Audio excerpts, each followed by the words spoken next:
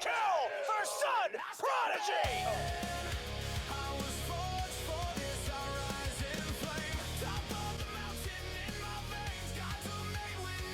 Skies to the grave!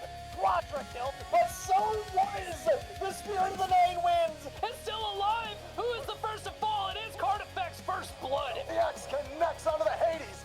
Down he goes! On, able to take down 2, able to take down 3. Adding them up, keeping them there, and it's a pentakill!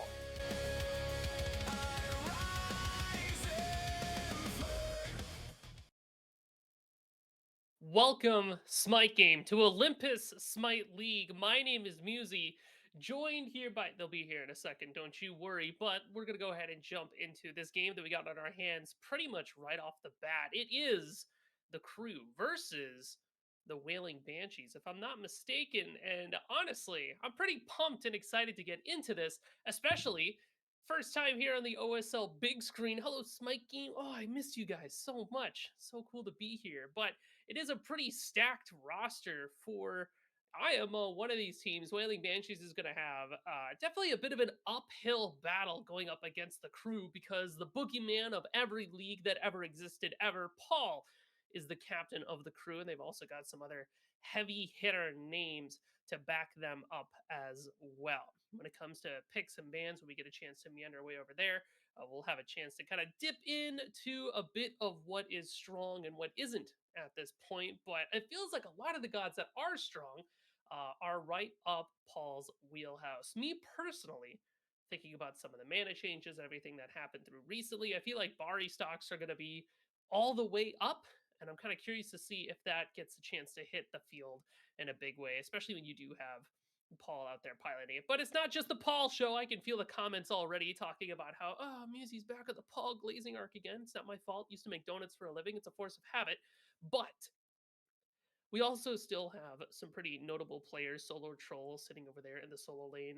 The GOAT himself, Mario Bro, playing in ADC. There's a lot of passion to be had of the Crew team. So like I said, it's going to be a bit of an uphill battle for Wailing Banshees. It was the Associated Press, if you had a chance to catch that last night, handed a predictive 2-0 over towards the Crew. That doesn't mean that there aren't some pretty significant names over from Wailing Banshees. I mean, I think of some really solid players.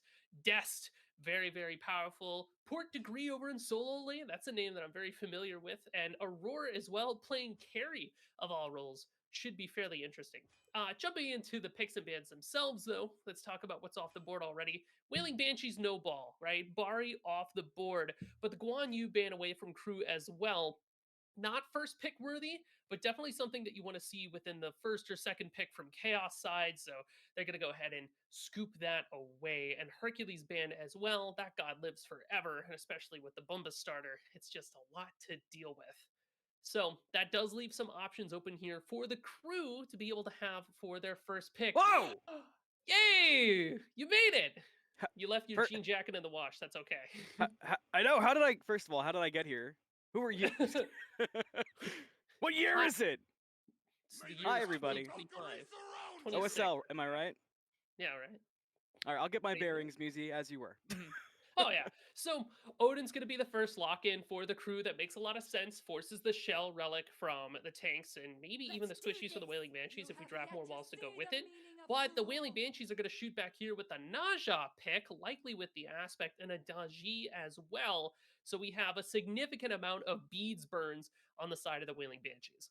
Yesterday, that Naja went crazy a couple of times. I believe Sino played it, which, to get to see Sino play Naja was a treat in itself. But what was wild to me, and I was casting with Spirited Book yesterday, and they had mentioned this a few times, nobody played Odin. Not once Hmm. throughout the day. It was banned a few times, in particular against Sun Prodigy, but the fact nobody was able to see it not once was wild to me. The other interesting thing, I don't see an Artio ban. And yesterday in Smite Prime, Artio was top priority, and it looked disgusting. It almost makes you wonder if the meta between the separate leagues can shift depending on who and what you're playing with, as these Right. players are actually just firing off these picks and bans. You want to talk about what goes well with the Odin giant circles, Anthony, and the crew have crafted themselves a composition that does just that. Glacier would call it the lawnmower comp. We got a bunch of big circles to just run at somebody with. I mean, Odin is the king of big circles. You got Ho-Yi, Merlin, E-Set as well. Thor's got like an average size circle, I'd say. It's at least average. To go and match up with everybody else, but it is a circle nonetheless. Yeah. You know, I can always be thankful that your circle sizes, because where's I my got it. where's my know-how going to come in from that? That, and you always have the best suggestions on where to eat. I just go to you for everything. It's a and there's another music gif. Good. Needed that. The Cabrakan alongside it. I haven't seen Cabrakan in a little bit. And I didn't Mhm. see it yesterday. I know we were talking a little bit about Smite Prime and kind of the differences between. I didn't see any Cabrakans yesterday either, so that could be fun too in its own regard, getting to see the difference there. I really like what Cabrakan brings to at least the solo lane at the very least. You pick up the Boomba starter, you're able to weave in those autos because you have so many cooldowns to play with. Bladed Boomerang saw a buff maybe a couple patches ago, still very easily picked up if you want to have Mhm. that as part of your build. So you just rush a Bladed Boomerang, you have the Boomba's Cudgel, you get your stun, you auto, you do your shatter, you auto, you get your stun shatter, you auto, and then at that point, if they're not dead, you can either just walk away or you can go for a little bit more. If you got ultimate, you can lock him in there. But here's the thing, right? If we take a look over at what the rest of Wailing Banshees have, I do appreciate that this Cabrakan gets a lot of value from the fact that everybody from the crew probably needs a beads in some way, shape, or form. So this Cabrakan walls could have potential to try to lock somebody in, particularly the E set is what I'm thinking, because Odin, Thor, Ho-Yi, even Merlin should be able to get away. So I feel like the big target that Portdegree has here is that E set.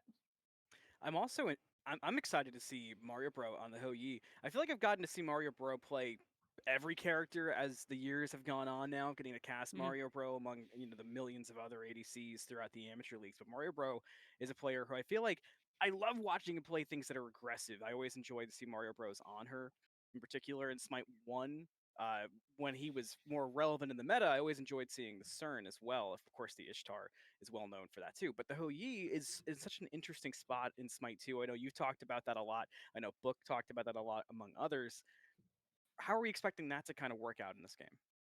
So Hoi, I feel definitely fits a little bit better with the crew's composition here. In that, like I said before, you've got your giant circles, and Anher is one of those characters right now where he doesn't have bad matchups. Like Hoi versus Anher in lane, as sorry, I'm having a Five Nights at Freddy's moment. Excuse I me. see that. Like, Oh, he's gone. and I'm gone, like Golden Freddy. They Uh, took him away. he took me away. But between the matchup here, I feel like they're pretty even just because Anher is able to I'm chill in back. lane, CC immune ultimate. He's got a lot of power. I believe it's Kaveko would tell you to rush Avatar's Parashu on him. I think we saw the Twitter video of them dealing like 1,000 damage with that ultimate. So, Yeah, geez I Louise. saw that. But it's gonna come down to the rotations of the junglers that kind of decides how this lane goes for either of these players. At least in terms of just looking at the gods that we have on our left and our right side here, right? Um, Beyond that, I feel like they both bring quite a bit to the table in terms of their own survivability and their own damage output, where I feel like nobody has the one leg up over the other. Yeah, that is the other big thing around it. So let's talk Daji a little bit while we still have some time before we get in the lobby. Yesterday, I keep Mhm. referencing yesterday for Smite Prime because a lot of the same players. Sunprod played Daji, and it was a weird game for Sunprod because you could see the aggression was working at times, but it also felt like we didn't get to see that normal Daji. Oh, it's late game. Watch somebody die. It wasn't there. I wonder how much of that has to do with because in my mind, she would definitely do that a lot in Smite 1 because she'd be able to instantly pull somebody in, they're dead, you cook them, and that's that. She doesn't have that in Smite 2. She's a Yeah. little bit more on the util side of things where the pull isn't instant, but it cripples for a long time. She almost is like a setup assassin.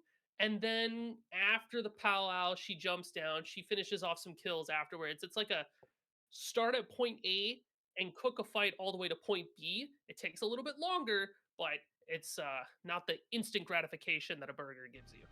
Speaking of point B, point battleground of the gods, the crew Oh, very nice. versus Wailing Banshees, getting our day started now that we're both here, Busey, and everything's working and clean, and oh, I'm just happy to see the game.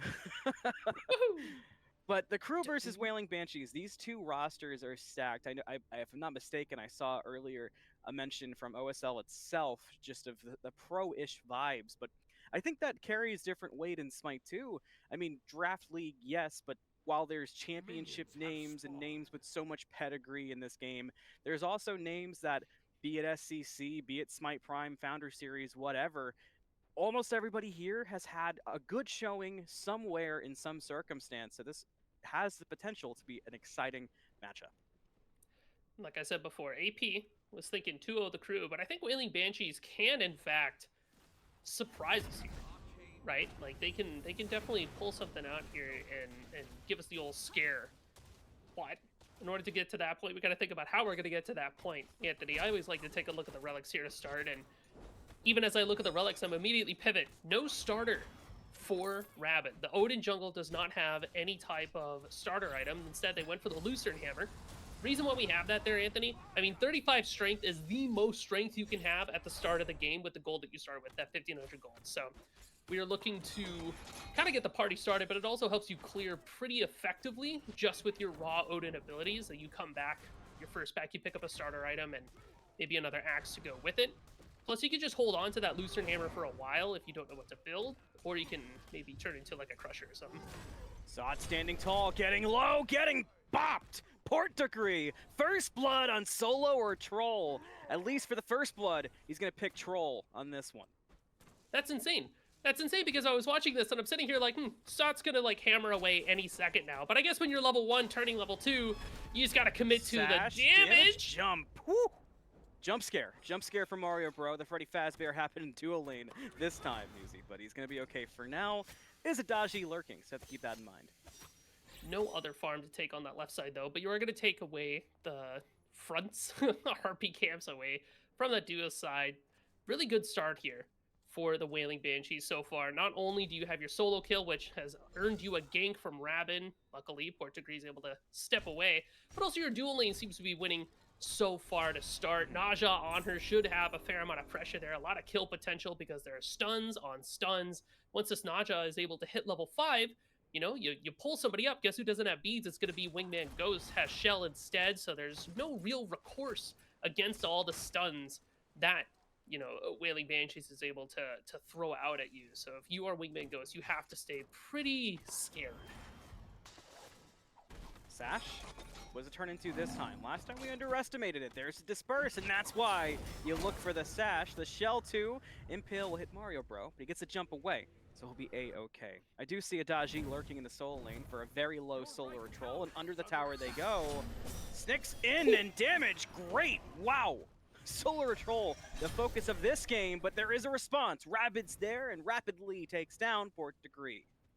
While Snyx is able to thread the needle and avoid Rabid, it seems that the true target was Portdegree from the very beginning.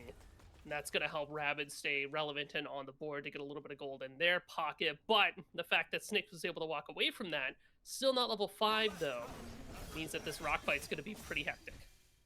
Rock fight, that's good. That's good. It's very playground. It's very, you took the smooth rock I found, dude. Everyone gets upset about it. Firebrand fight is on, the rock fight is on, and Kabrakan's here to throw rocks of his own, and look at the damage and how quickly it goes, and down goes SoloOrTroll. Rabid will fall right after to Portdegree, so it's not going to be for free. And I'm done with the Dr. Seuss bit. Dual lane though, Ricochet from Mario Bro trying to keep himself safe and get the stun, but he does hop away. It's important that the rock fight went the way that it did. Honestly, for both sides here, it's such a volatile start to the game where if you end up losing that, it opens up the blue and the red to invades. But the fact that, you know, crew was able to, even though they lost more lives, minimize the damage, it's pretty good for them. Jump in from Rabid, a lot of damage onto Aurora's head already. Will sash to burn some time, but with nowhere to go, stuck in a circle. Just a matter of time, and Rabid will get the last hit, the second kill for the Odin jungle.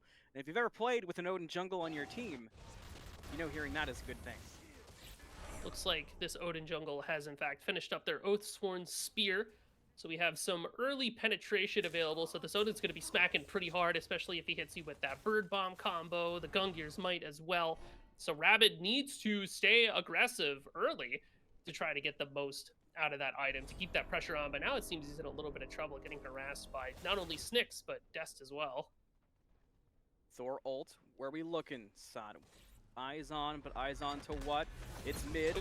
No good on the ultimate, but the wall does hit. Wrong side of the wall for the Hecate. Will not matter, maybe, right? Hello? Damage not there. Dest able to escape the clutches. Meanwhile, duo lane, AxiomSpeed's gonna find Mario Bro, and WingmanGhost is a ghost indeed. Double kill for AxiomSpeed. I mean, the fact that the Hecate has to back now. No, you can make this rotation over to Gold Fury, but Thor, no ultimate, and the fact that the crew just isn't in a position to stop this, that's a good pickup for that dual lane. It's going to go straight into this Gold Fury for Wailing Banshees, having a really solid start to this game. I think surpassing a lot of expectations that a lot of people had at the start of this match, just looking at names alone, right? But what I've learned so far for the Wailing Banshees is that they are aggressive and they know where to put their resources. When you know that ESET doesn't have beads, not only does the Naja get a lot of value, but this dodgy ultimate also gets a lot of value. And for some reason, or if for whatever reason you were able to pull the beads away from Mario Bro, boom, you have two characters that can follow up on that fairly immediately too. The Wailing Banshees comp is really strong for this reason, Anthony. Not only does it force you the beads, but also the two shell relics that you see there, for the simple fact that Portdegree exists, means that there are characters that are just going to die on cooldown to the support and the assassins of Wailing Banshees. Objectives are still something that, I mean, eventually we're going to see explode too. We've already seen these teams are willing to fight, but one of the most that even I am sometimes guilty of forgetting from a spectator perspective lately is that capture point in the mid lane. So much attention can go there so quickly. Aror whiffs on the ultimate. I'm surprised we saw Aror even go for it there, let alone such a big whiff. We'll see how that ends up working out though, with Rabid close by, rotating over. Is there interest? Disperse already used from the on her. But you see that space created. Is there an invade to be had? Not really, so Rabid's just going to lurk around the jungle. Meanwhile, though, solo lane Sot ults in on top of Portdegree. This could be a solo kill. Portdegree gets the stun on Sot, and there's backup coming, ultimate. Sot's got a Phantom Shell to get away. The Daji on the rush. You can get closer with the minions. The ult, the chain, got him! Sot goes down. Portdegree is able to live an ultimate and a combo from Sot, and backup was there from the jungler. Rabid looks to be caught out, hit by the Open the Gates, is forced to use that beads in order to get away, so there will be no return blood from the Wailing Banshees to maybe double up on their kills. What an excellent shell there from SoloOrTroll, just barely beats out the damage, but unfortunately Snyx has kind of been on it, making solid rotations and going to wherever the kills are, it feels like. Yeah. So that's gonna give the Wailing Banshees a very solid head start on this not a mid-Phoenix. Gosh, I don't know. I'm staring at ESET. I got birds on the mind. But the mid-ritual, Anthony, because once Wailing Banshees pick this up, it really opens up the map in terms of pressure. There aren't many objectives to go for right now, but you can still try to push down a tower with the Nagas that spawn. And a step up there, you see the east side getting pretty far ahead on the map, but not in any trouble, at least for the time being. But that capture point is favoring the Wailing Banshees by a fairly significant margin, and it looks like there will be no answer. So the Banshees get the first ritual of the game. The crew just have to sit and watch. So a tough start for the crew. Gold says it, Kills say it, Analyst says it, everything says it so far. I mean, it's not anywhere near being a panic situation, Musi, so what's got to change and how quickly does it need to? So far, the crew does have a team that scales pretty well into the late game. I mean, you've got the Merlin, the Thor, the Ho Yi. These are all characters that could really make a big impact around things like a fire giant fight or even just catching somebody out in the jungle. We just have to get ourselves to that point, which means that we got to eliminate these pushers off of the map. We have to set ourselves up for the next Gold Fury as it spawns. It's a small comfort that Wailing Banshees already pulled gold before this ritual. But it just means that instead of having to split decision make, hold on a second here. No, Dest is fine. That's right. They have a TP in their own ultimate, so they're going to be able to chill. But the long and the short of it here, Anthony, is that the crew just needs to keep their head above water and make sure that they don't get picked out, especially when you have Look at 3 Solo. people hanging out on this left side. Sot just got chased out of his own tier 1. Took all that damage without returning even a lick of damage onto Portdegree.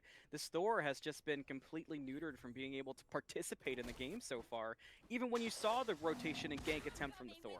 Maybe Dual Lane can turn things around. The Banshees, though, start the fight and the crew need to figure something out. The Suns will drop in response, same thing with the Spirit Protection, but just nothing's working. Now add some change and Ghost is going down. It's a killing spree for Speed.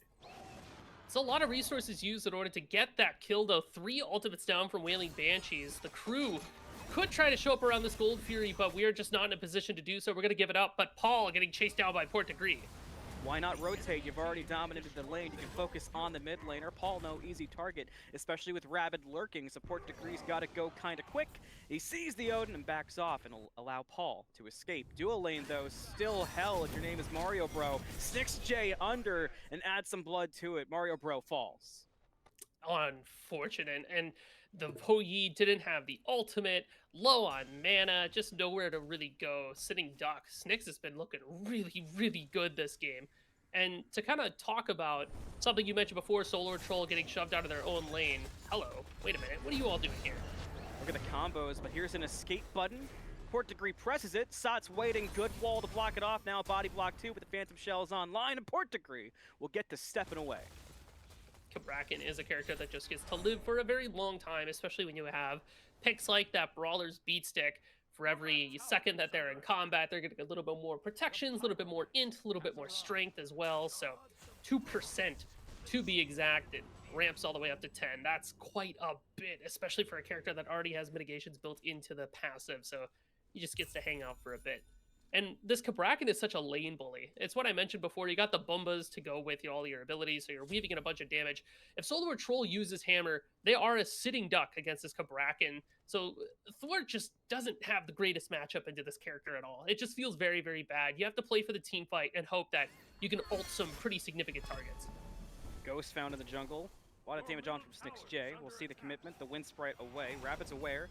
Will jump forward, but Rabid's not in the greatest spot. The ring's out to see if the crew can make something out of nothing, but you see the damage onto the Odin. He's got to retreat. Now the chains. That ult was a kill. Almost, but look at SnyxJ on the hunt. Rabid tries to break some ankles, but when he lands, his own gets shattered by Aror. When he lands down, he never gets to land down. The Suns fall 2 in the choke point, the up-down from Mario Bro for the knockup, but there's just not enough damage to go around. The rotation from Sot on the wall sets up Ball. Now Aror goes back with the sash, has to juke around to avoid the ricochet, but Thor is up. When he's down, he doesn't find a target thanks to the disperse in the meantime, and Aror is somehow in the face of everybody able to find one. He does go down, but he took one with him. Portdegree's wall, no good, but his damage is great, especially with backup from Dest and AxiomSpeed.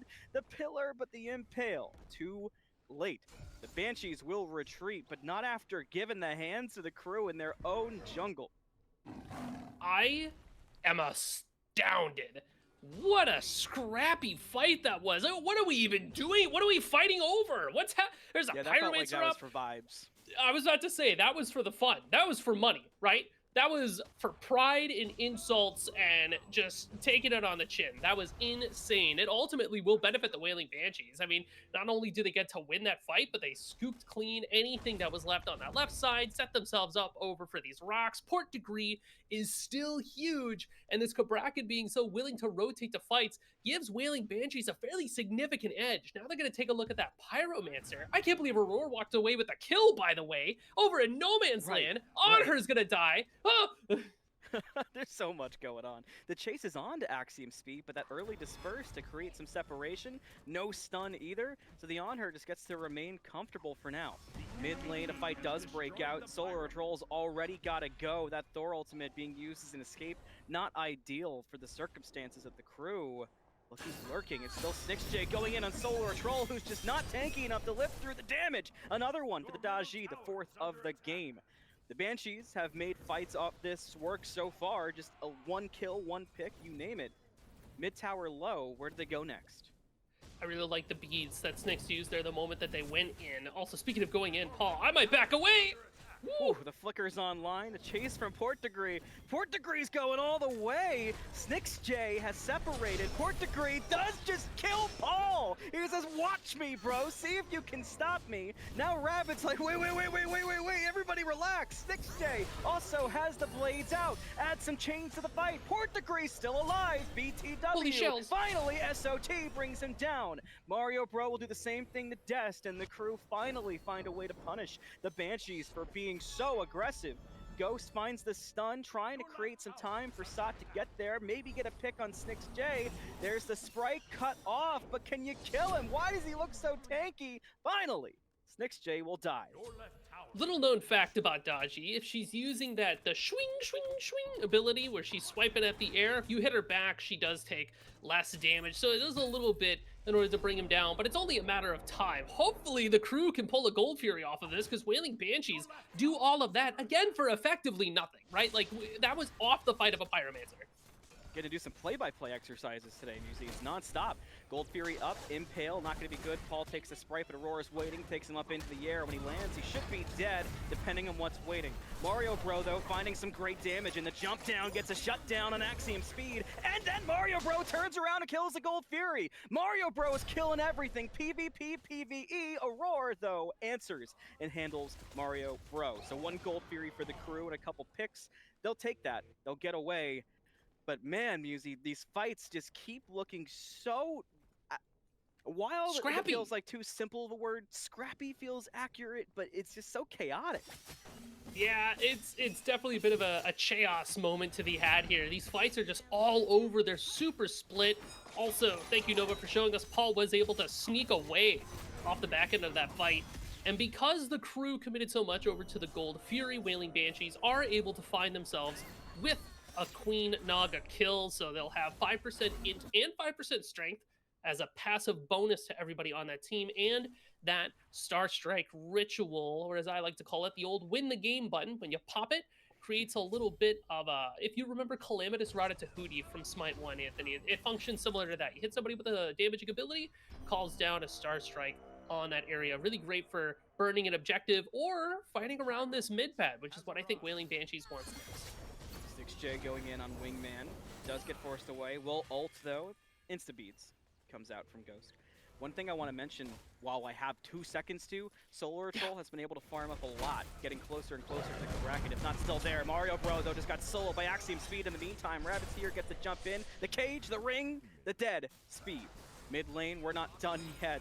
Aror sees Paul and company and has backup on the way. And we've seen them fight with less good opportunities. Will this one be the same way? WingmanGhost in no man's land is caught out. Gets a good spirit fall, but is caught by too much CC. Down he goes. Wailing Banshees get the ritual, and they get 2 picks across the map. Star Strike Ritual is still active for Wailing Banshees. When I take a look at that Pyromancer for sure. Just because 2 people are dead, we still can't take a look at Big FG because we are lacking our damage from Axiom. So Wailing Banshees walks away with that Pyro. Maybe you can find Side? Maybe indeed. He does have ultimate, but he never Okay. gets the press 4. Portdegree and company killed him too quickly. Wow. There used to be a SoloOrTroll there. He's keeping up in levels, but just doesn't have an answer for Portdegree. Maybe nobody does. The Banshees pull the Fire Giant down to half already. Rabid, Mario Bro, and Paul here looking to make some kind of effort to get a steal. There's the wall from the Cabrakan already. But the Alone. CC answer is real good. He's still Dest alive. gets the Fire Giant. How did it die so quickly? The Banshees will have the belt on 5. The crew make the call to simply retreat. I cannot, dude. Portdegree has not only Shell, but the Pridwin as well, to be able to live through so much damage that the crew desperately trying to output there to at least take one thing away. And what's crazy about that FG pull and the FG confirm there is that we have these pushers going down the lane. That puts pressure on the map. You would think that crew has to make a decision of either taking away these pushers or trying to stand up to FG with only 3 people. Oh no. Oh no, indeed. There's a landing. Pillar was waiting. You see Rabid taking so much, but standing kind of confidently with homies around, but time to go. Yeah, you don't want to hang around there. Like you said, FG around all 5. We still have a pusher on the left side to go with, so the obvious answer for the Banshees here, take away this tier 2 tower, start setting up for this Ancient Gold Fury that's going to be spawning soon, and debuff that left side Phoenix. If you have time, maybe try to trim away that mid tower as well, so that you can get the maximum effectiveness from this bird. It's time to fight again. Oh boy, Rabid trying to make something, anything happen for the crew. And again, the crew just kind of make the call of, all right, it's not there, let's relax. SnixJ just does so much damage. I mean, look at the build of Rabid. Not the tankiest, but also not squishy. But SnixJ just tears through it. Well, Rabid's got the breastplate, the classic shield splitter, thank you, Nova, but also that Titan's Bane that's going to be up around the corner. Hopefully once we get some penetration online, we can do something about Portdegree's tankiness and about this nausea that can't die either. We've been talking about Portdegree and the amount of Auror's murder been they've really on it. been putting out there, but Aror too is actually insane. We're bush camping? Hello? Is this not very dangerous? They're gonna split the difference around the wall. Booga booga, here we go! What do you got? All the abilities get dropped. Everybody pushes 4. Let me do it too, just for fun. We're so split. Mario Bro getting low, can't escape so far. SoloOrTroll definitely cannot escape. AxiomSpeed with the first kill of the engagement. Make it both of them so far. A double kill for the On Her. Paul cannot do anything but watch this one go down, and the Banshees, they're wailing all right. They're wailing on the crew, and there's nothing they can do. Paul is going to try to loop around the backside here, but that exposes this Phoenix. He can't go for the pincer. I can't believe we were waiting in bush. 3 of us. The fact that Wailing Banshees has kept together as 5 very consistently, being very careful not to split up their own team. This Wailing Banshees team is kind of on it right now. This is their game. Like, a combination of their composition, their draft was really solid. They drafted to get pull beads. They've been doing that. They even forced a beads relic for WingmanGhost, so they had to upgrade their shell in order to make that happen, but they're walking away with Pyromancer as well. Where's the crew, man? Where's the crew? Better put an MIA. Can we get a bounty listed Throw for out the a milk crew? box. Find me Like- the crew on smitecomp.com. we'll pay 25 cores for a location on the crew. Pull the Paul cores right now, right? If this keeps going the way that it does, and start heavily investing into Dest, right? I don't know if You know what's funny about you saying that? This used to I've seen this happen a few times now. We're talking all this mess. It's 19-10. We're in uh-oh territory gold-wise, and Paul's only died once, by the way. He's only level behind his opponent.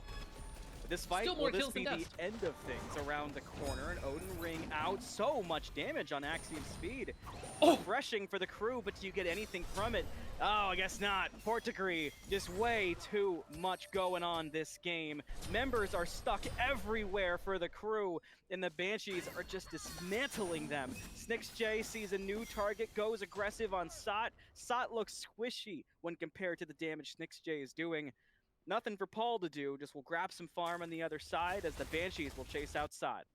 That's going to be the benefit of not only Oathsworn, but the Titan's Bane as well. So even if you are a Thor with Breastplate and Pridwin, it's not going to be enough. What's interesting about this build, too, is that you're very cooldown focused, but when it comes to actually getting into the nitty gritty of things, you're not that tanky at all. You're really just hoping to pop as many abilities as you can in a fight. SoloOrTroll can't really make that happen when Rabid, the other, pseudo tank, and WingmanGhost, your other pseudo tank, is just eating it every moment. Well, will come out, but there's just not too much you can do. You can Tectonic Rift to your heart's desire. I just don't think you have a singular pick right now if you're the crew. We've seen them try a few things. If we're a different team, I could see a world where some people might even say they're playing slightly tilted, you know? There's just been some weird calls from the crew. Down 10k gold at 23 minutes, down over 10 kills. Itemization is looking out of control. Levels could be worse. That is, I would say, the experience differential, one of the strongest things that is going for the crew. Portdegree is obviously a problem. WingmanGhost hasn't been able to get going. But Musi, this Fire Giant, is a Hail Mary even worth it? You're going to have to Hail Mary it, right? If you keep letting the Banshees take control of this game, you're going to lose it. So you have to get active. You have to get in there. It's already down to half, though, so it's going to be a tough ask. And before he's done saying it's down to half, it's down to a quarter, but in goes WingmanGhost, looks at the steal, cannot find it. Dest will get the kill on the Fire Giant, but how about the kill on the Ghost? That's gonna go to SnixJ. The Thor just has to get away, but instantly as Sot lands, Aror is waiting to click for himself. Sot lands down, gets caught by the Hekatai ultimate, caught by Portdegree, caught by the God of Death. SnixJ with the killing spree, and the Banshees will group up as 5, 2 dead on the crew. This could just be the game. If you are the crew, you're picking up some holy water in between sets here, because already the Banshees are ready to run this down. Paul's next on the chopping block. A stun on SnixJ to slow it down, but the dagger gets popped, and while the dagger goes off, AxiomSpeed will handle Rabid. Mario Bro dies before he finds the safety and comfort of the fountain. The Titan is the final target for the Wailing Banshees, and there's nothing the crew will ever find in Game 1 to answer. Wailing Banshees take game number 1. That was disgusting. That was More like disgusting. Associated Guess, am I right? Holy! I mean, so we can try to break it down a little bit here. It really just starts with the fact that Snix had some excellent rotations on the map. And we had this Odin, but we never really saw the cage utilized in a way to force shells, to force a fight to happen. We never stacked our giant circles on top of each other in a fight. When we did, it didn't happen in time, right? Whereas SnixJ, Aror, and Portdegree, those are the 3 players that I'm staring at right now for this Wailing Banshees team. They did so much work. The fact that Aror was just living forever, Yogi's Necklace, still incredibly good. Still, you want to slam that in your build if you are any kind of a support player or even a solo player, which is what Aror was looking like out there. Playing the same way that a solo laner does to get active in a backline and ruin somebody's day. Who is Aror enabling? Himself, and winning the game because of it. And Snix just gets to pick up the pieces of whoever is scattered and left behind, the broken bones of bodies of the crew. I mean, we cannot let that happen game 2. There's so many questions for game number 2. There's so much to talk about, so much to break down, so much stock watch to happen on SmiteComp.com after that game number 1. But we still have more to go here on the Olympus Smite League on Smite Game. So after this short break, we'll be back with game number 2. Do not go anywhere.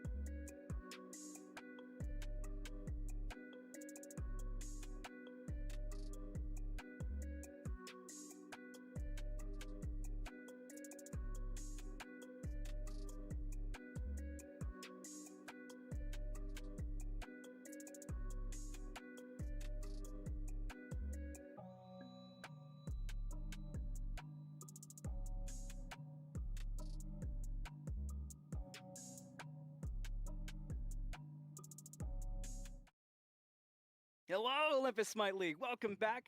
We're on Smite Game today, showing off the best of the Olympus Smite League, the Athens Division, as they continue their season-long grind to a cash and diamond prize in partnership with Hi-Res Studios. My name's Mel. I'm joined by Musi. We've got the Nova Shark on production today. We have the crew versus the Wailing Banshees. And if you watch Associated Press, which is a show every Saturday night, the Olympus Smite League puts out, run by one of the owners, Snooze, and usually a collection of other misfits from around the Olympus Smite League, they predicted a 2-0 for the crew. They are already wrong, I fear. So, Musi, with game number 1 in our rear view, the crew are back to the drawing board, and I don't even know if they had a whiteboard out in the locker room. Yeah, it was kind of one of those moments where I wonder if the crew maybe didn't necessarily respect what the Wailing Banshees were capable of. Kind of went into the game like, okay, yeah, this is, this is our easy 2-0. We're going to handle this. It's going to be fine. Right. Whereas the Wailing Banshees went into this game like, all right, cool. We're up against the crew. Let's lock in. Let's get there. Snicks, I want you out there killing people. Aurora, here's a gun. I want you to shoot somebody. Like, that is kind of the mentality that we had going into Yeah. it. And for the Wailing Banshees, who are locked in from minute 1, they were able to make it happen. Their drafts look good, their gameplay looked good, rotations look good. The only thing that I didn't agree with personally was just the raw scrap factor with the amount of fights that were happening. When there's a little bit, there's farm available on the map, there are Yeah. some objectives, and maybe we could take these fights and position them around them so we can very immediately get something afterwards. But hey, when you win, you win. So who am I, Wailing Banshees fanboy newly made, going to do to complain about that, right? That is that's a pretty valid point. So they have so much to work out, they being the crew, that picks and bans becomes even more important. Of course, all those vault bans below us there in black and white, those are all characters that won't be seen no matter what. So the god pool only gets thinner here in game number 2, and if the crew come back in game number 3, it'll be very, very thin. But while we're in picks and bans, before we get to our first pick, Musi, I want to use a little bit of airtime to give some really big kudos where it's deserved to SmiteComp.com, created by Broody. I've been speaking with them a little bit. I asked if I could give a mention. I know everybody in the Olympus Smite League, as well as BSL, TSL, kind of you name it, has been using it. But a lot of work from both Broody and the whole team to make everything happen there, to get stats in. You can find stats, you can find fantasy, sort of like stock market, no real money involved. There's also now trading cards. Soon there's going to be caster cards, you could get a hollow full art Malum. I mean, come on. And full art Muzi's gonna be Malum grinding for that one. Is that like your whole body, like a body pillow on a card type deal? body pillow? You want because if we're gonna have the full card, we need the full Malum, and I need to be able to sleep with it at night. Hey, Jithens, the art shop on Smite? No. Can we get a Malum body pillow? Okay, but no, I want to give some kudos to SmiteComp.com. If you haven't checked it out yet, be sure to check it out. And I bought enough time too. Just like that, the first pick is in. It's like I do this sometimes, Musi. So what do we got? What's on the brain? An Uller lock-in. I mean, this feels to me like give this to Paul or even Mario Bro, and it's I'm going to put the team on my back and make something happen this game, right? For Paul, especially because the Bari is banned, the Morgan Le Fay is banned, and for Merlin and Akate are off the board, Uller's going to be a pretty solid mid laner you can give to Paul to try to make something happen, right?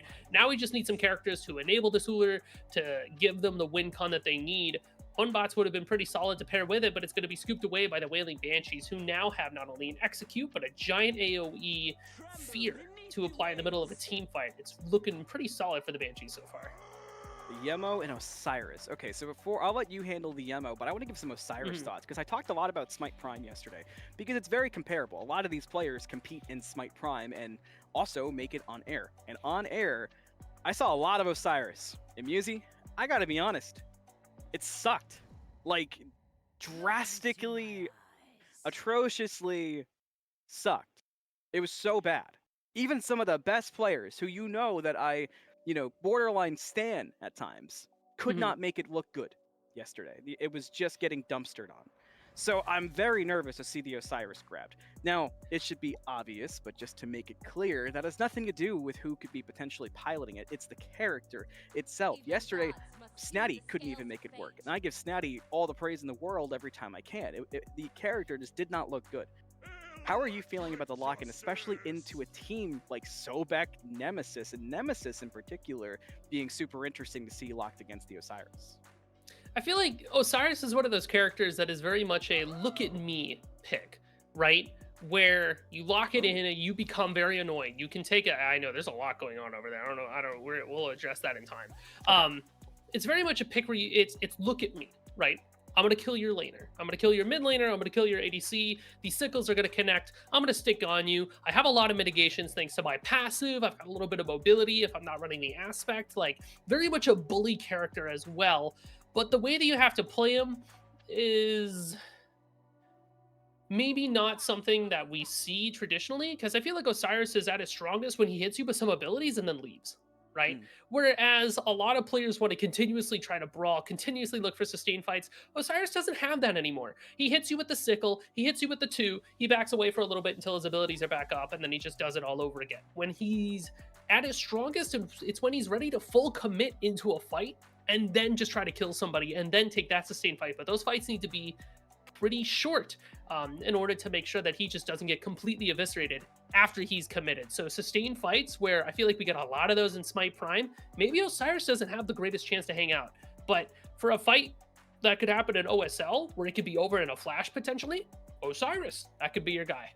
Or maybe a different position, because I mentioned it was solo. There's a Sung Wukong. Is that a Wukong jungle or an Osiris jungle or something even crazier? I mean, that's a Zeus and there's a Paul, so I'm not thinking anything clever with the Zeus. I guess it's possible it could go to Mario Bro, but I feel like we've seen Paul utilize the vault bans as an excuse to pick Zeus in the past. Hey, giant circle, a lot of damage, right? So pretty easy to be able to put into your back pocket. But I'm getting some word here, Anthony. It seems that Loki has deceived us all. It's not actually a Wukong. It is going to be a Loki there. Accurate. So yeah, he's got the change his shape. We have a Hulk or something, and so yeah, it's a Loki. It's not a Sung Wukong. A Loki. We apologize for the little bit of a mishap there, but yeah, with it being Loki, I guess that makes a little more sense. It makes all your analysis about the solo lane Osiris make a lot more sense. But heading on to the battleground, we got 5 members chilling in a bush by Blue Buff to show us all the characters all at once. Of course, there's a lot to talk about across the map. Portdegree is going to rock the Nemesis into the Osiris. Everything else seemingly looks a little bit normal. I don't see anything too insane. I know you have strong thoughts on the aspect, Hoonbots being in the jungle as well. Well, where do we go? The thing about the aspect Hoonbots here too, Anthony, as it seems that crew is not finding what they're looking for. Oh, now we're leaving. Okay. I guess they were waiting to see if Wailing Banshees was going to try to go for the invade here, or it's going to be an invade on top of Portdegree, or maybe they know. It's cooked. Back to base, everybody. Wailing Banshees is aware. I'm going to yap about this Hoonbots aspect again. The long and the short of it, Anthony, if you're looking for the 1v1, you don't go aspect, right? If you think you win the 1v1s, you don't go the aspect. But if you don't win the 1v1s, if you want to be more of a team player, if you want to help out your team and get more CC across the board, then you go the aspect. It's very good for enabling. And I think that's what we saw from Snyx in the last game, right? Not only were we doing a lot of damage, but we were also enabling pretty hard with the dodgy ultimate, being able to set up damage for their team. The cripples were really good.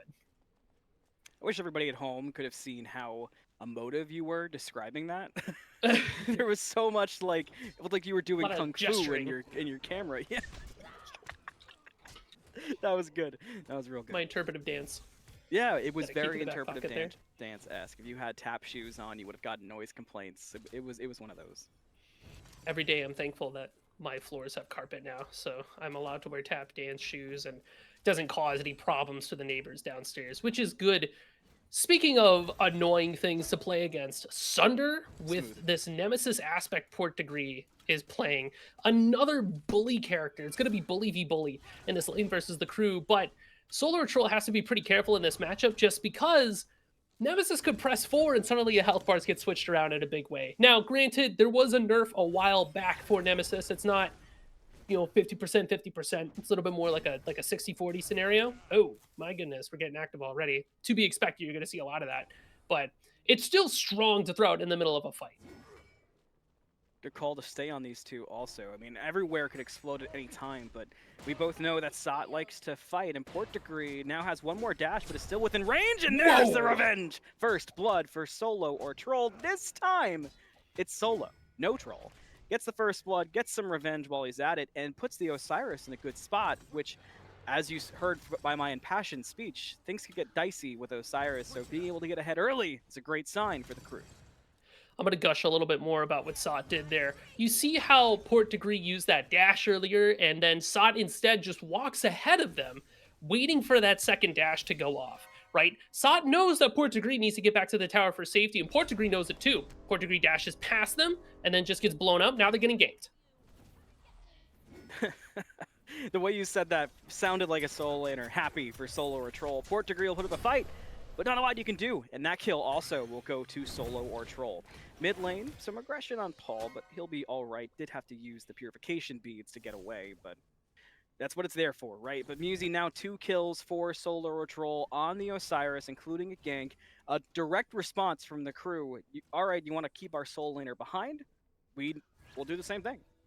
And what I really like about those two back-to-back ganks is that the crew understands that ain't nothing happening on the left side of the lane. The left side doesn't matter until gold spawns, or unless your dual lane is like in poverty. But these rocks are spawning pretty soon here, and if you get these rocks, you can open up a gank or an invade over towards blue or towards red. And Wailing Banshees can't contest these at all. Their solo laner died twice, and SoloOrTroll is already level 5. So now we can maybe look for a fight and catch Snyx out if they're not careful here. Instead, it looks like crew will back up. They'll play for their own farm, but now you have rock timers. That's going to help carry you towards the next neutral engagement that we're going to see. So this is really good start for the crew. Very different from what we had in the last game. We didn't get to talk too much during picks and bans about the difference in jungle this game. I mean, SnyxJ on the Hoonbots as compared to the Daji, obviously very different. The Loki brings an entirely different play style to the Loden. Haha. I guess that's what you could call it, depending how it's played. So it makes you wonder, then, how's the jungle going to compare? We've already seen the attention given from Rabid to help things out, but even with that assist, still level 4, because Loki is still going to farm like a Loki. So what are you looking at in the jungle matchup? Honestly, it kind of is the difference in timing of when these characters are going to engage, right? Snyx has to wait for Aror to get active, and maybe even for Portdegree to get active, to get the most out of their ultimate, unless they know that crew doesn't have beads or, shells, I guess, available. Beads is going to be the most important thing because of that Fear No Evil ultimate. Whereas Rabid is mostly playing off the side angle, looking for anybody who's low, swooping in, going for that assassinate, getting the kill, invising, and backing out again, right? You could say that Rabid could try to set up a bit for Paul as well, or maybe even for Mario Bro to get a stun off, cause some damage, cause some distraction, but they're really just looking for that coming from the left or right side, or even all the way around from the back. Pick somebody off, go back to doing what you were doing. Whereas Snyx is going to be right in the thick of it. Dual lane, the current attention as Aurora takes a lot of damage, but with the presence of the Hoonbots, it's understandable the crew take a couple steps back. I also see a Loki sneaking in solo yet again, trying to give Portdegree a headache. But this time Portdegree notably closer to the tower line, which will help keep that nemesis safe. Unfortunately, for the side of Wailing Banshees, that once again pressures out the solo, opens up the firebrands to the crew. No blue or red buff to take away, but this is going to keep SoloOrTroll well and fed against Portdegree. And Portdegree, at this point, unless we two-man rotate on top of this Osiris, or if SoloOrTroll really screws up, this Osiris doesn't die anymore in this lane. It just doesn't happen. SoloOrTroll should be able to trade pretty effectively with Portdegree, or just choose to walk away. Doesn't really have to interact with them. You've got the Golden Blade in hand, so Portdegree can't stand next to this guy. So the lane's just kind of cooked, right? And this Nemesis doesn't have beads. They're sitting here with a Sunder. They don't have shells, so there's no survivability here aside from maybe the ultimate. That means that Wailing Banshees kind of has to take a look at maybe mid lane, or invest heavily to put down the solo laner, or what I would call here is, can we just make a play at left? Can we try to go for gold? Paul takes the dangerous path, and that is not something you see very often, but Paul pays for poor pathing and goes down.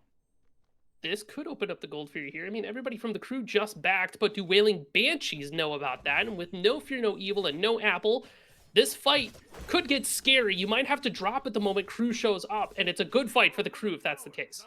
Medusa's also not here yet, which is notable for the Banshees. They'll need all that damage. Mario Bro takes some poke to start things off, but now the Medusa positioning works out well. Ghost goes in, River's Rebuke comes out. Gold Fury at a quarter health. Who's going to be the one to grab it? Banshees haven't let go so far. The Emoji takes a lot of damage. In goes more support, but someone's got to die. That Gold Fury's got to go down. Aror body blocking, Rabid finding Snicks. Now Aror will fall next to Mario Bro. Gold Fury let go because the Banshees have been decimated. AxiomSpeed gets jumped on and dropped by Mario Bro, who gets the double and is looking for more. Is it gonna be trips? But you got a Zeus. Detonate charges on. Zeus is dead. Mario Bro does jump over for the triple kill, but not without Paul going down. Now you've got two more members joining the fray, but Mario Bro is still fighting. Dude's putting them on their back. Portdegree here. Mario Bro axes out. Hands first, fists first. Beads, can he live? No. Portdegree puts him down. A double for Portdegree. Nobody had to worry about the Gold Fury, right? Surely there wasn't going to be a crazy fight. Gold Fury goes to the crew. Wailing Banshees lose some, gain some back. Just like that, Musi. Things were so calm and quiet. Where'd it go? Yeah, but not for long. It's not going to stay quiet either, by the way. We got to fight over this mid pad. Yeah. Took 2 whole seconds. Paul wanting some revenge, but steps up aggressive as Zeus is trying to get the charges on, gets it, goes able to bring down the member of Banshees, but not without Paul falling too. The mids trade 1 for 1.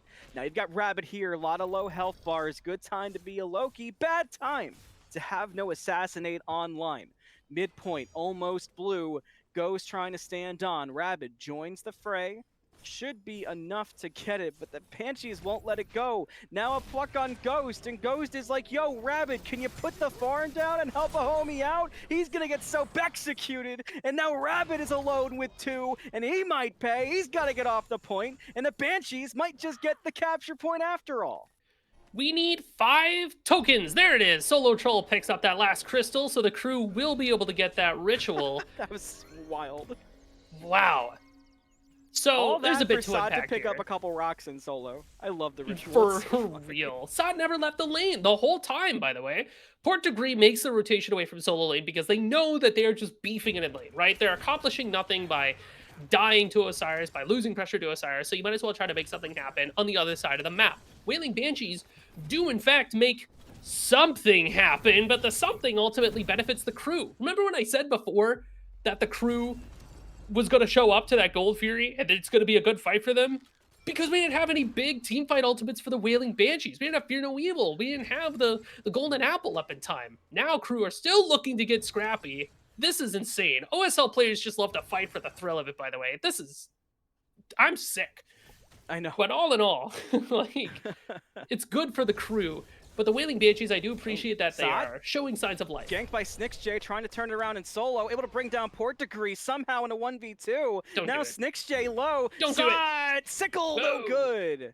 Oh boy, that was almost a highlight reel play for a highlight reel solo laner.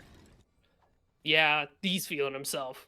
He's feeling it. He should feel himself too. He's been looking pretty good out there. He's got a bunch of farm, takes on the tier 1 tower, Berserkers plus Golden Blade. He's gonna be pretty tanky. I think we're gonna have that Pridwin up pretty soon as well. Or no, the Brawlers. Nice try, Sobek. It was a good attempt, Aror. Unfortunately, Mario Bro had to ask him a question. Oh, nice. Oldest one in the book there. Yeah, when are you performing next? I'd like to go see the comedy show. Yeah. Turns out I might have quit my day job to try to start up a comedy show. I'm substantiating myself on bologna sandwiches and bread.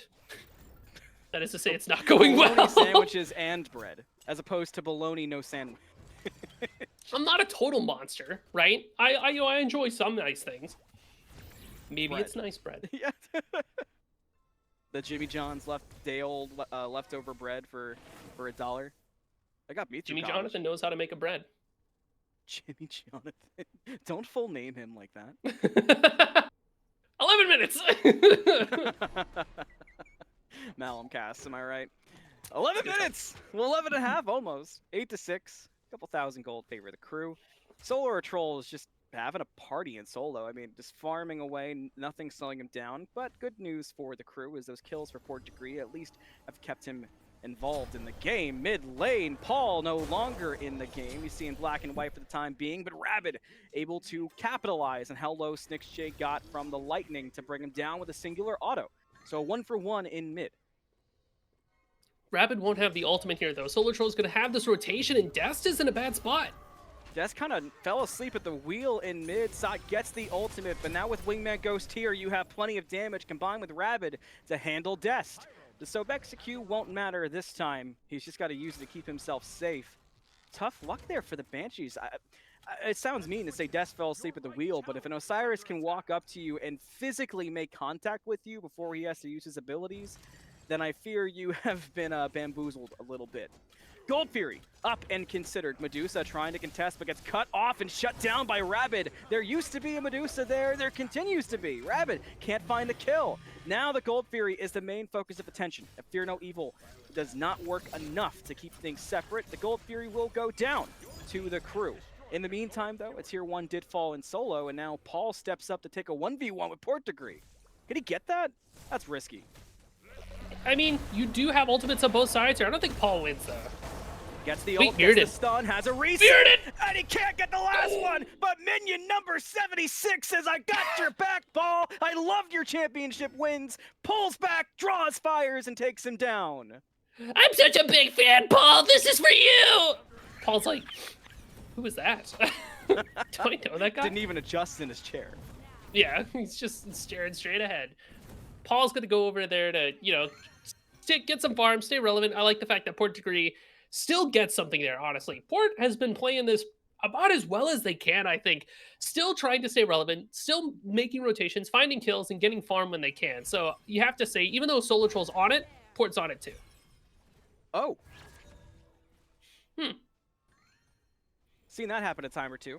Wins right away. Rabid trying to make the escape happen here. Has the combination of Riptide, but SnixJ is just on the hunt. Gets the stun on 2, but Paul has returned. And Paul being there looks like it'll be enough of a deterrent to keep him away. WingmanGhost has got those purification, not purification beats, talisman of purification. A lot of purification to be had here. There we But go. it's going to be again. down. Usually I just want to take a sip of my drink. Every time I go to grab it, they start fighting. AxiomSpeed almost just got sold under tower. We're still scuffing around this pyro, by the way. Well, we're stancing around the pyro. The scuffle has all but ended here. SoloOrTroll has still a fairly significant lead, so they want to leverage it and just try to be as annoying as possible. This could turn you into an Osiris believer, Anthony. It could. Maybe Sot watched enough yesterday that he was like, nah, this is a bad name for my GOAT. But maybe the 1v3, that'll make me a believer for sure if he can stay alive. He's got backup nearby, not an execute range so far, will ult to get away anyway. You can see the damage from Rabid getting kind of nullified by the Nemesis. The ultimate was utilized. Add an apple to that. The rebuke is there. The apple gets spread. The Fear No Evil to lock it down. Everything utilized to take out Rabid. WingmanGhost should be next up. The Riptide won't help this time, as he'll fall as well. That makes 2 members dead for the crew, as Moonlight does ascend. That means the Moonlight Queen is here. Just in time to pick up this objective. Health bars are a little bit low for Wailing Banshees, and Paul seems pretty strong, not that they got that Mirrodin Deso combination there. Evil Eye as well, so the Inta stacking up. Queen Naga down to half. Crew wants to get in there. A lot of damage on Aror, but he's able to step away. That Gotta kill difference Paul! is good. Oh, wait! Oh my god! Paul able to pop him before they can do that to him. The Zeus might just be starting to hurt a little bit, Musi. The detonate charges and the stuns were good enough. That looked like a dead Zeus to me. Instead, it was a complete tables turn. I mean, SoloOrTroll positioned themselves in such a way that they were able to soak up a bit of the damage heading towards Paul. That's why they have just enough health to function. Staff of Mirrodin Spirit Deso, you are going to get detonated on time and time again. Double detonates and a triple detonate too if he gets the kill for the cooldown reset. Now we can pick up this Queen Naga and Wailing Banshees. Not much gas left in the tank here. And by the way, that is exactly what Paul tries to do usually with this Zeus if he caught any streams. Rabid, rooted, does he get booted? Has some help from Paul, company of WingmanGhost. Now Sot steps up aggressive. Still, the Queen Naga is the main attention, but can they actually bring it down? Sot gets plucked, but everybody's still nearby. Rotations coming out from the Uller, who will beat the Medusa there. Sot plenty tanky. Queen Naga gonna die soon. Who gets it? It's gonna be the Crew, and they're gonna get bodies with it, at least one. Aror does get a shutdown kill onto SoloOrTroll. Uller has slowed down the rotation. Paul nearby gets the chain lightning, gets the stun, gets the kill. There used to be a Portdegree there. I swear I saw it. The bounce off the Pyro for some extra damage, and this Zeus is starting to make a significant difference. Top of the player charts currently. Dude, bro got his Ratatouille. If we were slapping before, we're punching. We're on the buckle side of the belt. Is what I'm trying to get at here, Anthony. That is what we swapped. It's no longer about you're grounded, go to your room. This is getting kicked out of the house territory. Is where we're at with Paul at this point. I mean, this Zeus is active and it's super heavily enabled. 3 and 5, sure, but what is 3 and 5 to a man with 17k player damage at 17 minutes? Oh my goodness. Look at that. That was a roar, by the way. SnixJ going aggressive, though, and it's still a Hoonbots, and Mario Bro seemed to doubt that, but you got the damage from Zeus. Now the ult to the side, the focus on SnixJ, and plenty of detonation charges to handle the monkey. Down he goes. The Crew take 1 for 1, and it looks like they have their eyes on the Gold Fury. We'll be able to pick that up. We do have the pushers going down in each of the lanes, so even if we take a sustained fight around gold, this is still good for Crew, even though they don't have the Zeus ultimate for damage confirmed. So you need to make sure you pay attention. Careful, Sobek behind you. Aurora around the side. Rabid steps up, gets some damage. Wind Sprite to readjust. Gold Fury down to a quarter. Aurora goes forward, gets stunned out, can't find a lot. Sot diving into the back line, getting answered by the backliners, but he has enough tankiness, it's not bothering him. This will buy time for the rest of the Crew to get there. Paul's almost got ultimate back in the meantime. Sot's sacrifice won't be in vain, or will it? Gold Fury, 1 hit away! Yes, got it! Gets the seal, and Rabid will go to double kill for Portdegree. Oh, so unfortunate. Crew just had to make a decision there. Commit to the burn or try to help out your bro, and in fact, you end up losing both. Wailing Banshees scrabbling to get their way back into this game, but honestly, only like 2.5, 2.6k down. They're still in it. They're still threatening. We're talking about how strong Paul is right now, but what about Dest? What about Snix? What about Portdegree? They're still in that. And AxiomSpeed is very close to a very major power spike with the Titan's Bane around the corner. So Wailing Banshees, don't fumble this. The fire's already at a quarter health. The Crew just got here. Paul leads the way, gets in, gets a chain lightning off, but he's already low. He's gonna go down. He did get the ultimate off. The Fire Giant's gonna die. WingmanGhost gets the seal of the Fire Giant. Sneaky no more. The Banshees lose the fire to the Crew. It only cost a singular Paul. That's a pretty heavy price to pay, though. You want Zeus to have that FG buff, but you're happy that Wailing Banshees doesn't have it at all. Banshees instead are going to take a look at that Pyro to try to recoup their losses. He got that too! Mario, bro! Oh my god! You were not supposed to do that! It was my turn! Somebody give me a WingmanGhost trading card yesterday. Put this guy on a team! This is insane! Like... And against Aror, no less, sealing objectives is supposed to be Auror's trademark. To do that against Aror adds a little bit of extra flair to it for me. Gosh, if you're Wailing Banshees, this is the worst feeling in the world. You didn't get FG, it's fine. I'll get Pyro. No, I'm gonna lose my mid laner. Assassinate the Aegis to block some damage. Is it enough damage? Oh no, not even close. SoloOrTroll just hits so hard. But now 2 members alone in the jungle. The backups around the corner of the form of Mario Bro gets a stun off. The X combos can be pretty good to get some damage across, but is it enough to get a kill? So far, not quite. Rabid takes a look, readjusts, looks at Aurora. SoloOrTroll can handle Portdegree, so it seems. Sot gonna turn around, new focus, Aurora, stun, combo damage, still no picks out. Another stun, more CC, still no Slap kill. fight. Aegis, finally, dude's dead. WingmanGhost with the credit. The Fear No Evil only slowed it down. Paul sees the monkey, pops the staff, gets the combo, gets the stun, and erases SnixJ. Dude, Snix screwed up the dagger. He takes 500 true damage at the worst time, but he had to because Paul had that stun on lock to be able. Is the game over? No, it's not. Wait a minute. Hold up, wait a minute, here they come! Wait, hold on! The crew are looking to just take a game away from the Banshees! AxiomSpeed caught in Oh my god, it's over! pushing the tier 2! The Titans in half! The Banshees have no answer! And the crew is the ones wailing on them this time! They steal a game and force us a game number 3!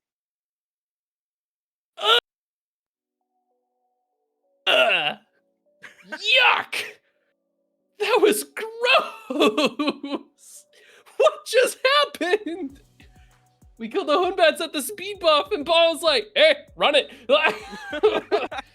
Rota! 17 on black. We're going all the way in. Oh my gosh. Wow. Okay. So, yeah, game 3, huh? Yeah, how about it? That's the 2-0 I think we were expecting from the game 2 there, from the crew. Yeah. But Banshees were still looking pretty good for a while. It literally was. That game comes down to the fact that WingmanGhost steals 2 objectives back to back. If they don't steal those objectives, it's a different game. The only other thing that I guess you could look at and critique, and I could already see a comment or a chatter saying, why didn't they talk about this?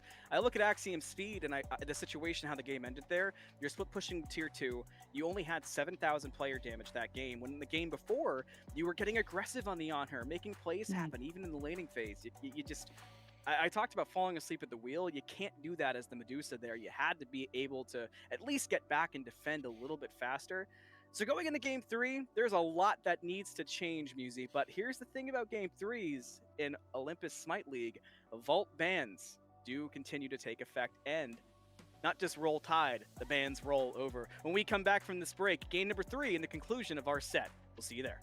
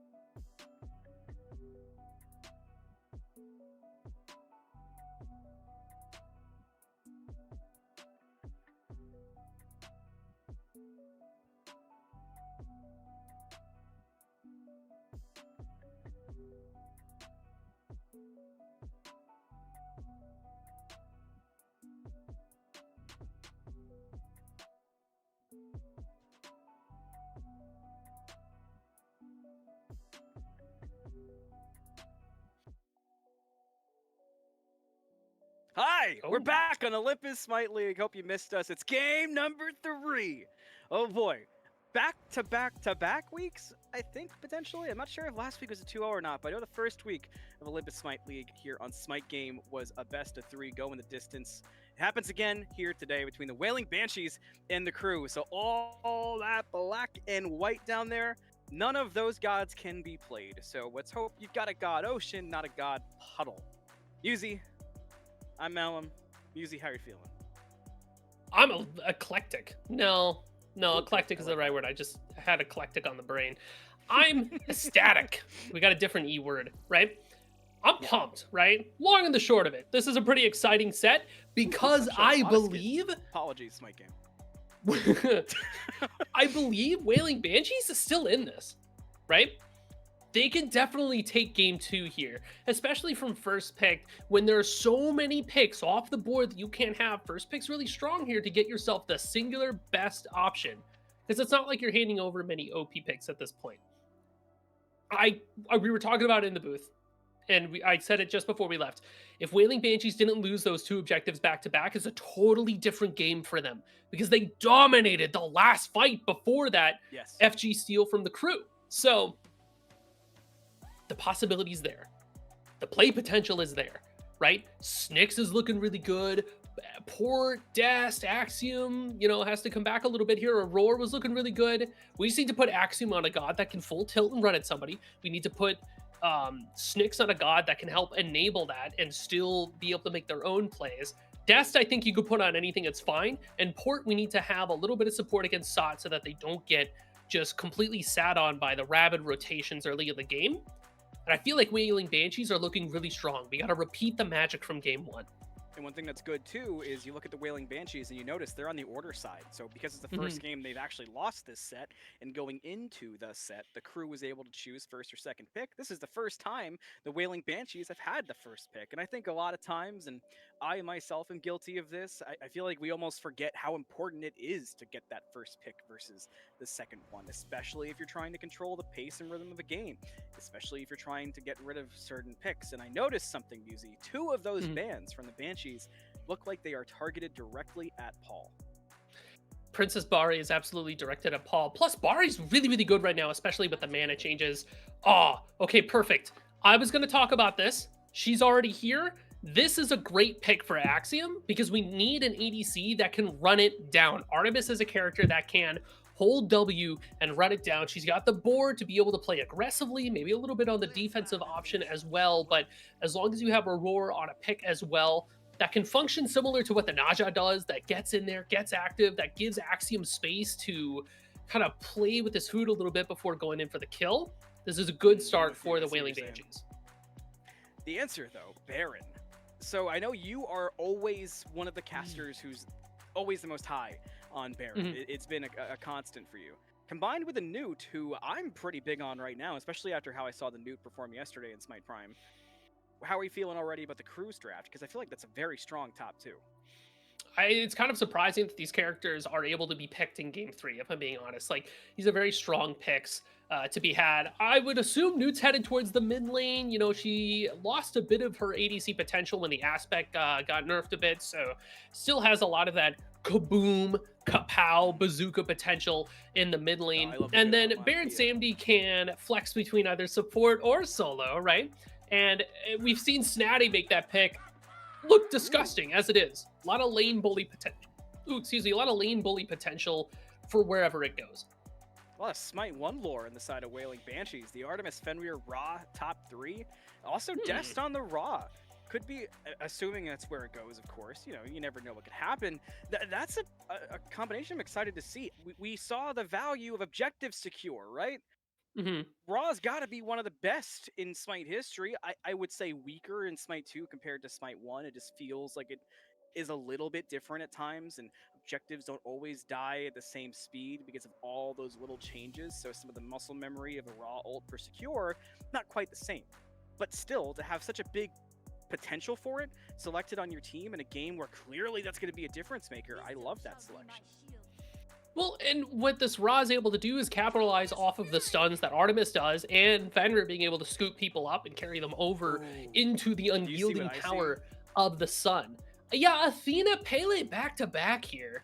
Are you thinking that's a Paul Pele? Oh, you know what? I wonder if it is, right? And Pele is in a really interesting spot right now. She can just kind of run out of mid laner in a lane, right? Because there was a patch that went through. Mid laners are definitely squishier now, which makes them more susceptible to getting jumped on. So Pele, who can jump at somebody and full commit and kill them, and we know Paul's proficient, that could be something that we see. Also, we could be seeing Aurora Fenrir. Want to talk about some throwbacks? Yesterday, Spirited Book and I, Musi, we were talking old Smite 1 selections because we had a game that had Zapman, Game Hunter, Ice Ice, and Kalas all in the same lobby. I see Aurora and a Fenrir together, and all of a sudden I'm in college, I've got $2 in my bank account, more than I have now, and I've got an endless supply of ramen. So I am all in on this Fenrir pick. I want to see it go support.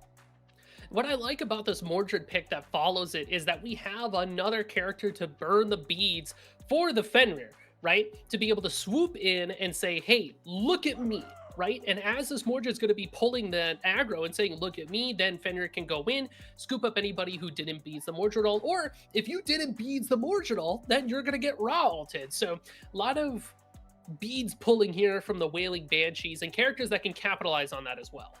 Sun Wukong will be the final selection locked in for the crew.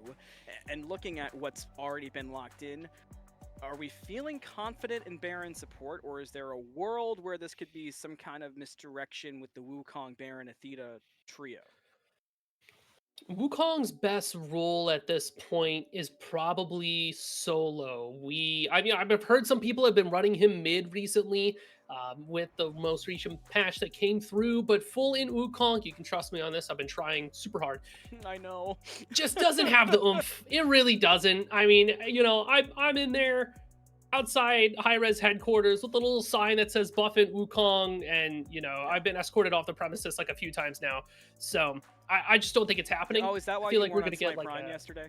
Yeah, right. Yeah, well, yeah, you know, I was in a holding cell. It's no big deal. But I don't think he really has anywhere else to go other than solo at this point, especially when you have Baron that can go and support and Athena, who's likely going to be that jungler for Rabid, which is going to be interesting to see. I haven't seen Athena jungle in a hot minute. Not mid. Well, actually, no. What's going on here? Where's our hunter? Where's our ranged attack damage carry? Am I?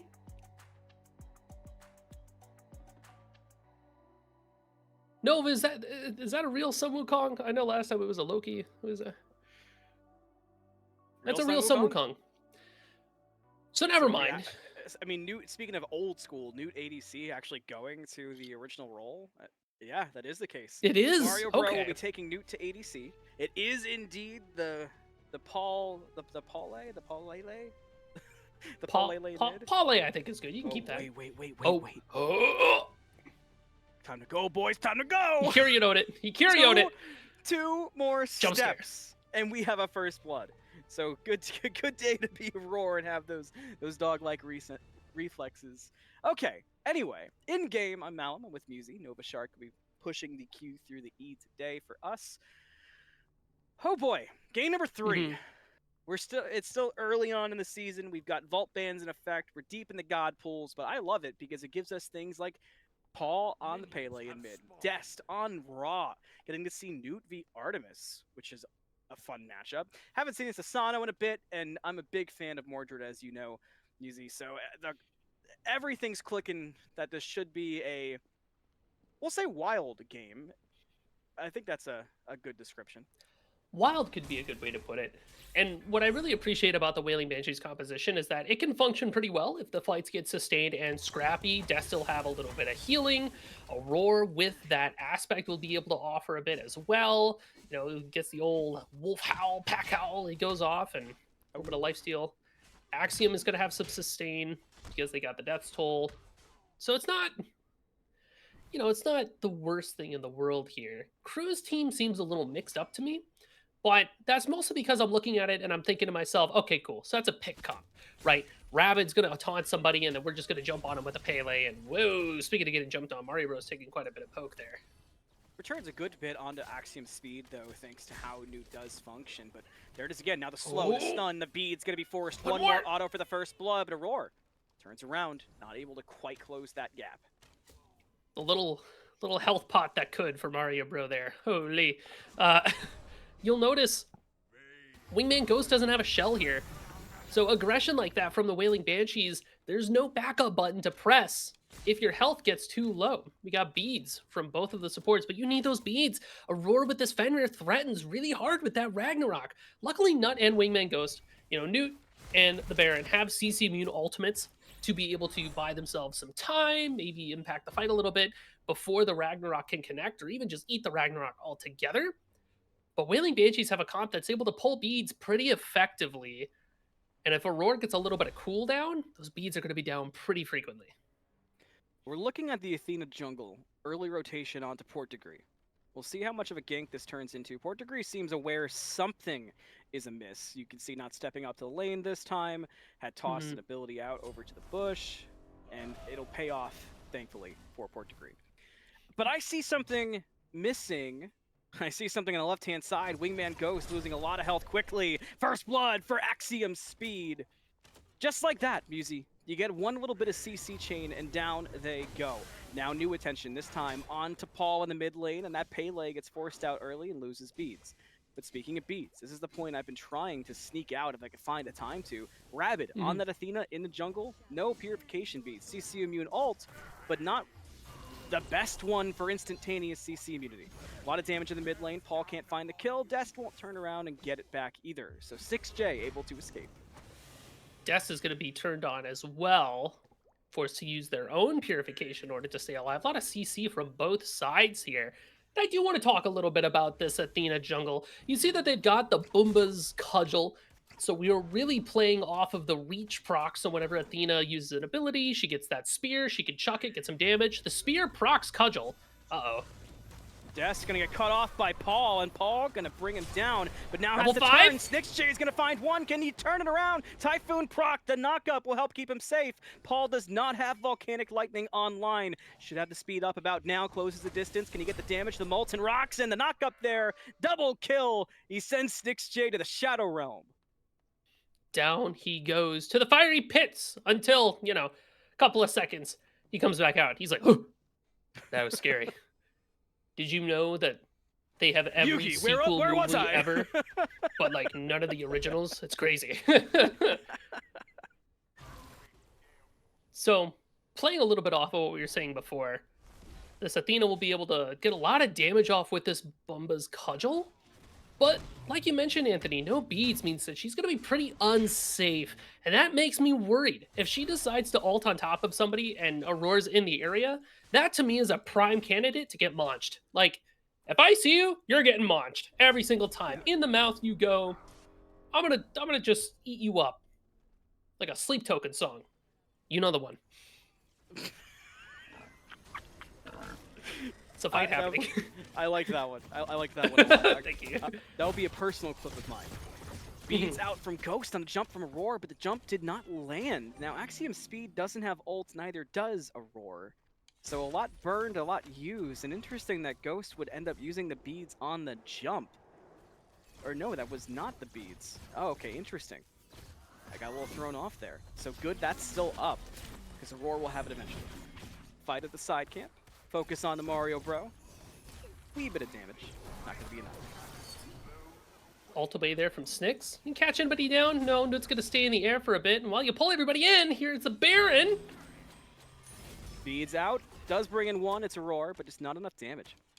All those abilities, Muzi. All that pressed. All that used. I didn't get to yell once. But a good shout out there from Nova Shark catching me off guard. I actually didn't even notice that Newt was running the aspect until it was just hovered. That's egg on my face. But a big difference there, and that's extra useful. I didn't even think about how that would kind of go into the Fenrir and make that utilization good for avoiding things like the Unchained. Well, it's one of those things, when you are picking Note ADC, you were picking her with that aspect to give yourself a bit of safety there. Speaking of safety, this is dangerous. This is a dangerous gold pull that's already down to half, but the crew's just not in the area. WingmanGhost, Objective Sealer Extraordinaire. It's gonna be close. Ult out! Gold Fairy goes to the crew! He actually did! You gotta be kidding me! WingmanGhost does it for a third time today, and the squad is gonna clean up afterwards. A taunt and a double for Paul, and WingmanGhost has all the math. Get me a recording of WingmanGhost doing the calculations in his car right now, because no objective is safe. Hold on, I have to open CompSpy really quickly and put some cores in real fast. That's insane. That's oh my god. WingmanGhost is playing outside of his mind today. How do you out-secure Aror? Because they're on a delay. They're not going to see that for a moment. We can buy before they know it happened a third time. Go, go, go. Oh, go, go, go. Everybody go right now. But that is ludicrous. If you were to ask me who gets to win now, I mean, that is a mental blow to the Wailing Banshees. That sucks. The comms just died. It's silent. You got to fight that. You got to get your head back in the game. You got to think about what you're going to be doing next. But I'm going to tell you right now, that is hard to fight against in your heart. That was supposed to be yours. And this Baron Samdi just decided to walk up and take it. That's so cooked, dude. That's so messed up. Can't believe it happened a third time. And I did just fuel some sparks for WingmanGhost. So sorry for all of you guys on a delay. I got there first. Yeah, I mean, good lord. But I still have faith in Wailing Banshees, right? We can still make something happen here. Athena doesn't have beads. We have a Fenrir with Ragnarok coming up. We have to show up at this mid-pad fight. We have to make something happen here. Rabid's dead. Rabid is so dead. I'll miss you. I looked at Rabid by the Harpies, and there was just 3 members all wearing blue jerseys converging. Tough luck for the Athena. I mean, the beads wouldn't have helped there. The ultimate could not go off in time. I don't even think Rabid bothered trying to waste it. Just a tough catch out in the jungle. But at 8 minutes, that puts us 4-4. Gold is closer than you may think. And hang on, it could be more. Oh. But Sot gonna sidestep Portdegree and then take the fight after Tiger Stun. Not a lot of damage by himself, but an Athena's on the way to help. Somersault Cloud, Snicks J here. Where's the Athena go? Does the Wukong follow? Yes, Portdegree's head, Portdegree dead.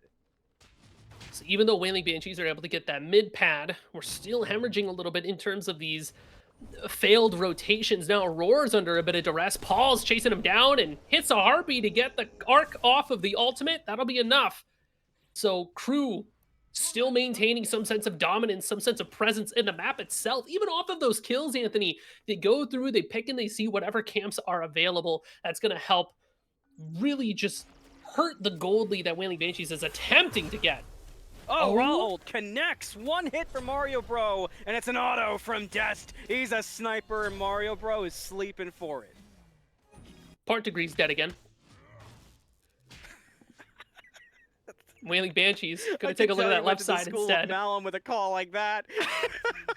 Whoa, what are you gonna do, man? I mean, we're trying to put so much into the solo side, but here's the thing about Mordred, Anthony. They can't die back to back like that. Mordred is super strong from ahead. That god sucks when he's behind because he goes in and he just dies. He needs to have gold to have the item in his back pocket to be able to sustain the fight, to live, to get something happen. If you get hit by a Mordredal and you don't care, that means the other team loses, right? That's just what happens. If you get hit by a Mordredal and it means nothing to you, that character might as well just be cosmetic. It's there to look pretty, and he does look pretty. But looking pretty is not enough. You gotta get active. You gotta get in there. You gotta make it work. And You know who's unfortunately, getting active so far? what was that? Talk Is about it the me? elephant in the room, right? Paul, Address 5 me. and 0 on the Pele. Yeah, Vault bands, am I right? Vault bands. Let's go. You know what's really interesting about Paul's build, too? They got the Lernium bow, which is not what you would expect to see on a character that maybe isn't ranged, but hey, if it works for Achilles, it works for Pele as well. What really enables this item for Paul here is the fact that they can confirm every single hit just off of the knockup, which means that her dive and her burst is just so good. And because they're so far ahead, nobody is safe from this Pele just running at you. Already 5 and 0, crazy enough. And I mean, that 5 is a significant portion of the 7. That's math.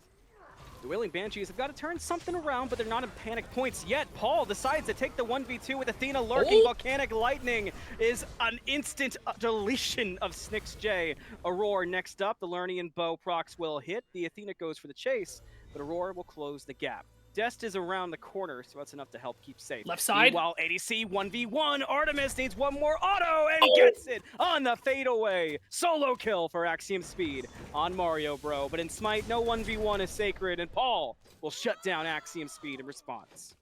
Because crew loses Mario Bro, it makes this Gold Fury pull tricky if they want to go for it. So it's a good kill from Wailing Banshees to kind of equalize things out, because that could have been a gold pull should Axiom have lost that 1v1. Good job, Axiom, keeping their head above the water. Wailing Banshees fighting an uphill battle this game. But it's definitely not over, especially when there's individual play like that happening, and they keep the guts, they keep the moxie to pull gold again.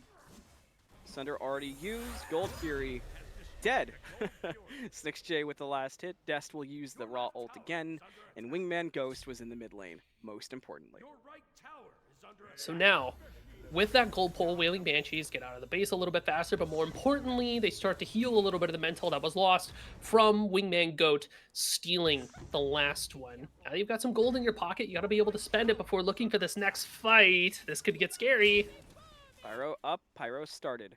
Wailing Banshee's aware, notably that raw ultimate just used on the Gold Fury. Aror, almost dead, had to jump away. Without that raw ult, really no chance to steal. Maybe Snix can turn this around, though. They're not knowers. Snix is in the bush, has Typhoon online. Now they know. Procs it, Misses. and a taunt away! Wow, big! Pyromancer goes down, WingmanGhost, of course, with the credit. Meanwhile, though, by the way, Mario Bros, foot-pushing duo, gets the tier 1 and already at the tier 2. We'll go ahead and back, but still, more gold in pocket for the side of Wailing Banshees. Love the way that crew no, has been. Mario, Ooh. AxiomSpeed just got stopped on the back. Now Mario Bro is going to be there with WingmanGhost. While on the right-hand side, SnixJ gets the pull in. Oh! Just eliminates SoloOrTroll that quickly. Paul gets chased out. Volcanic Waits it Lightning out. for the CC immunity and to close some space. Aurora can't find him. And also, somehow, AxiomSpeed walked away despite being caught between Mario Bro and WingmanGhost. Taunt from the Athena brings back one. Musi, can they find it in the right lane? That is the question. They're going to look for it here, though, as Snix and Aurora have to back off. The shell was used in order to keep their health bars safe and active, but we can push this over towards the tier 1, or honestly, at this point, Anthony, we got to back up. We got to spend some gold. We got to be holding on to quite a bit at this point and get ready for this Moonlight Naga that's going to be spawning. And this is what I was talking about, where I'm saying Wailing Banshees is still in this, man.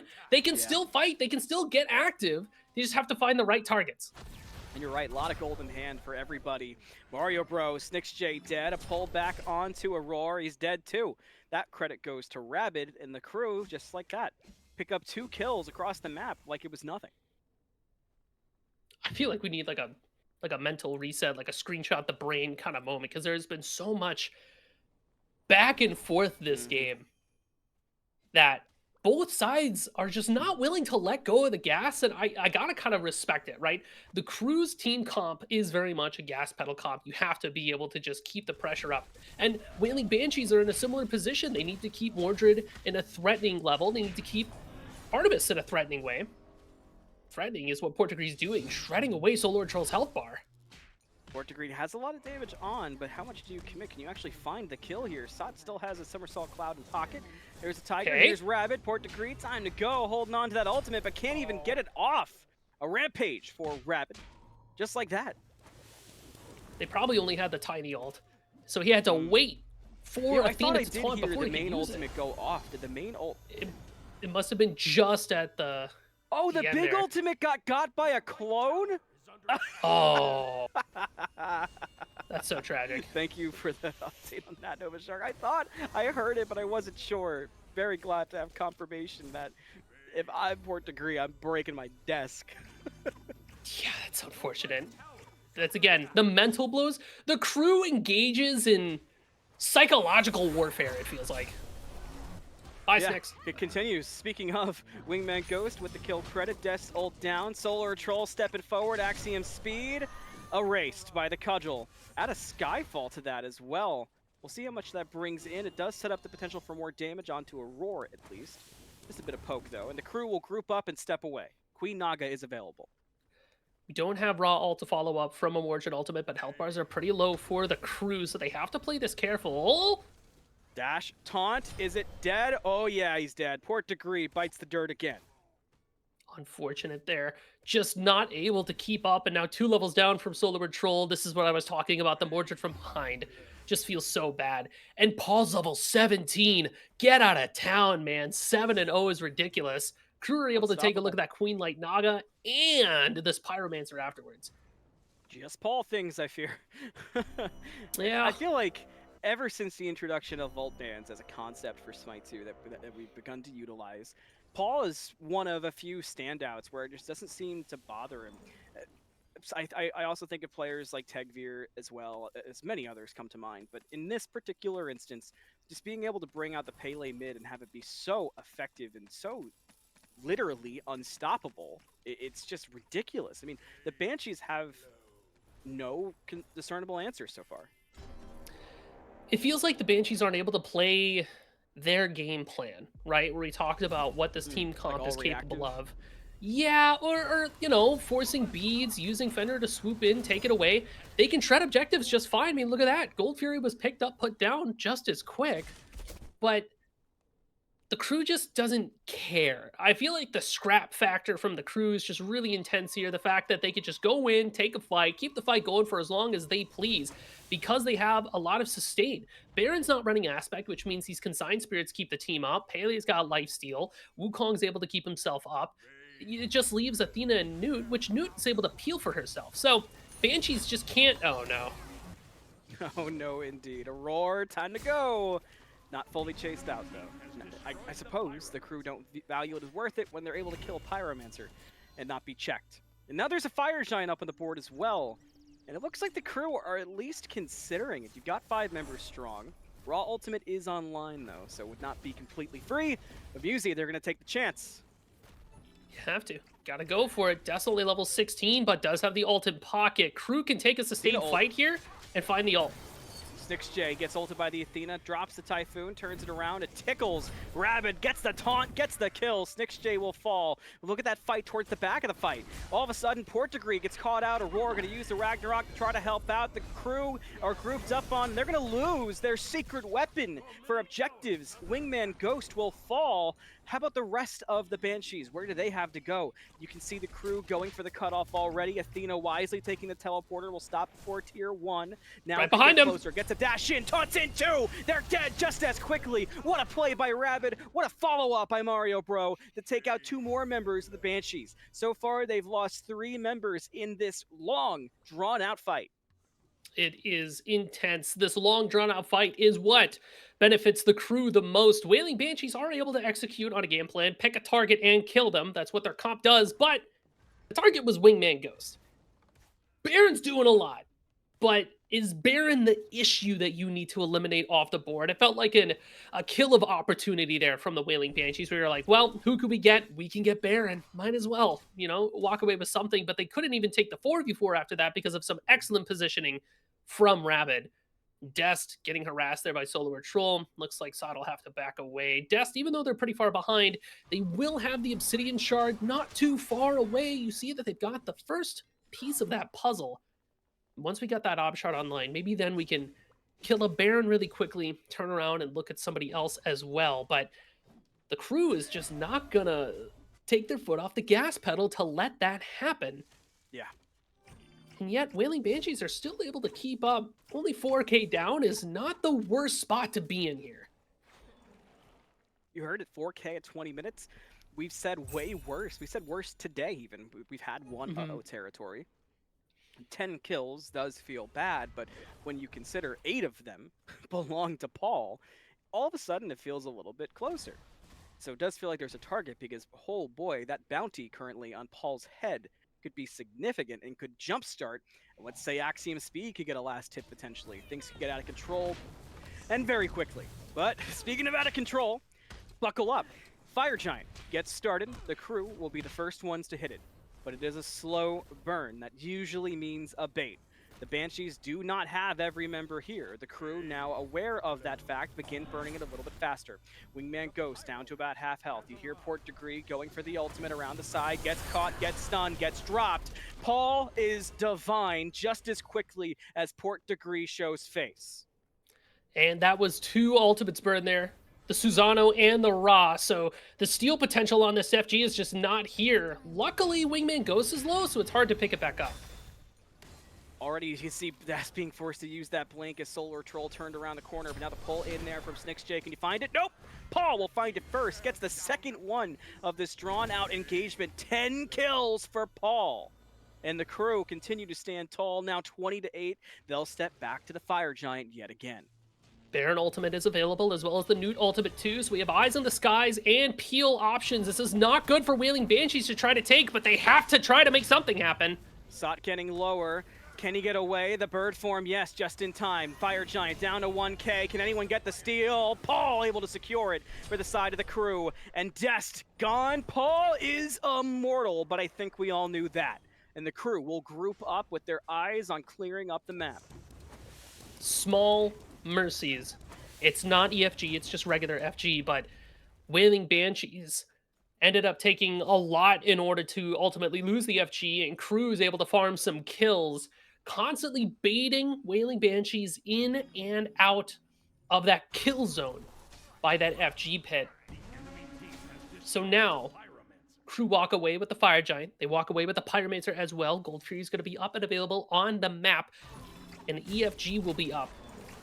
Should be up by the time the next Fire Giant spawns. I like the fact that Wailing Banshees are going to split the map and take a look at that gold, hopefully before the crew gets there, because like I said before, they burn objectives pretty well, unless Paul steals it. Okay, cool. No, it's fine. I didn't want anything anyways. Wow. Wow. Paul does get shut down, and it does go to AxiomSpeed. Is this the turning point the Wailing Banshees need? You got to get more than that. Dest got it! Boom, shakalaka! Dest from downtown gets the snipe, gets the kill. Sot, the escape plan, the somersault cloud, the landing, the kill. Portdegree gone. The front line eviscerated. The back line evaporated. Mario Bro with the killing spree, and the crew look poised to take down more. A bit of defiance from SnixJ to find the double kill, and he's still healthy. Gets a shutdown kill as well. And with Dest still nearby, maybe there's something here for SnixJ. Goes in on Sot, gets stunned. Do you have Look more for damage? WingmanGhost around the corner. The dagger! Now you got the turnaround play. SnixJ looking for the highlight. On to WingmanGhost. Avoids the play. Dest, blink, the damage, the shutdown. No way you come back just like that. SnixJ, the dash, the damage, the kill is there. WingmanGhost will fall. The Wailing Banshees stand through it all. You are joking! Oh my goodness! I'm so up right now. This is the best game 3 I've seen in such a long time. Crew take FG, crew take Pyromancer, and Wailing Banshees take the ground back to stand on so that they can keep their head above the water in this game.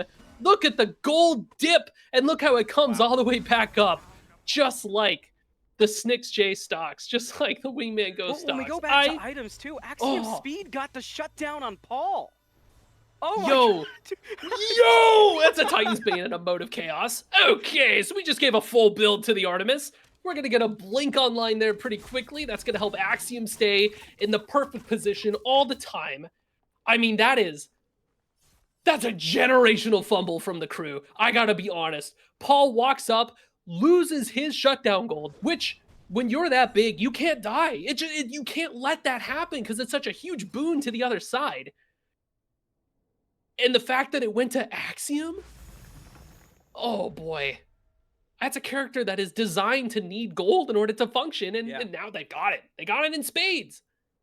It feels like so, and of course, yes. As the hover there on the Raw, that blinking abyss was significant in that last little 2v2 we saw. Portdegree, when Portdegree dies, the crew just walks at Wailing Banshees. But that time, because Paul had died so quickly, the Wailing Banshees were able to maneuver around it. Yeah. Yeah. You were missing so much of what was enabling you to win the fights, right? Portdegree dying is nothing new. Portdegree's ulting, and it's going to catch one, but SnixJ's already dead to Paul. Whoa! Damage on another member, that being AxiomSpeed. That is significant damage off the board for the Wailing Banshees. Paul double on Portdegree. The Wailing Banshees scratched and they clawed their way back in this game, and they lose 3 members in the blink of an eye in the knockback of a Paul. That is so tragic. I mean, you've got 2 strong here, 30 seconds till the rest are up. If you're crew, you could try to force an end, but that Titan's going to be really tanky with that T1 up. Aror jumps Ragnarok's trying to buy some time. Veteran move from a veteran player to waste Paul's time and maybe give time for respawns to come up. You know, Musi, honestly, I love this play.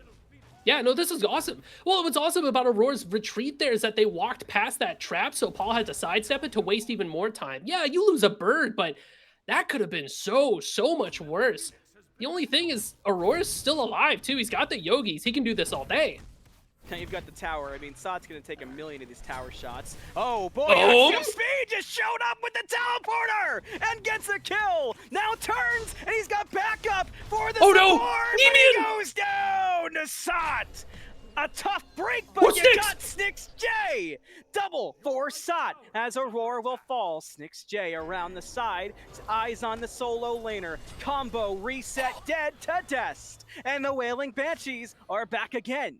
3 dead for the crew. What are we doing? What's going on? What's happening here? Right? Like, we're talking about both these teams need to put their foot on the gas and don't let up.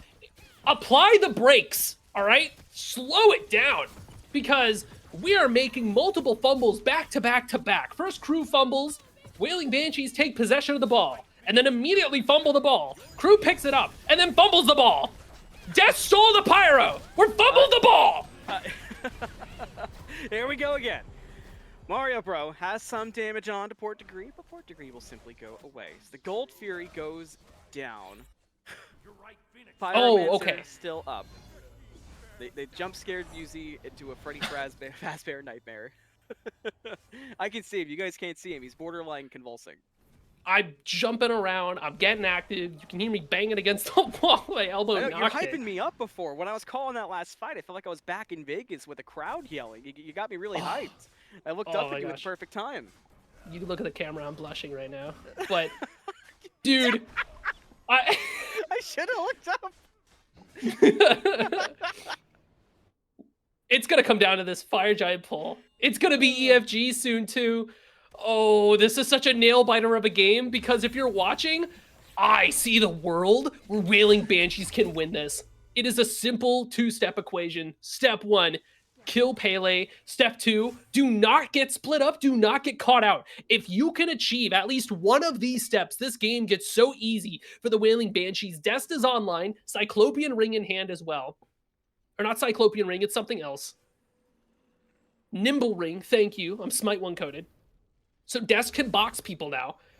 So Dest can throw out the autos, we can shoot somebody, we can steal this Fire Giant that's getting picked up maybe? That's totally a bait.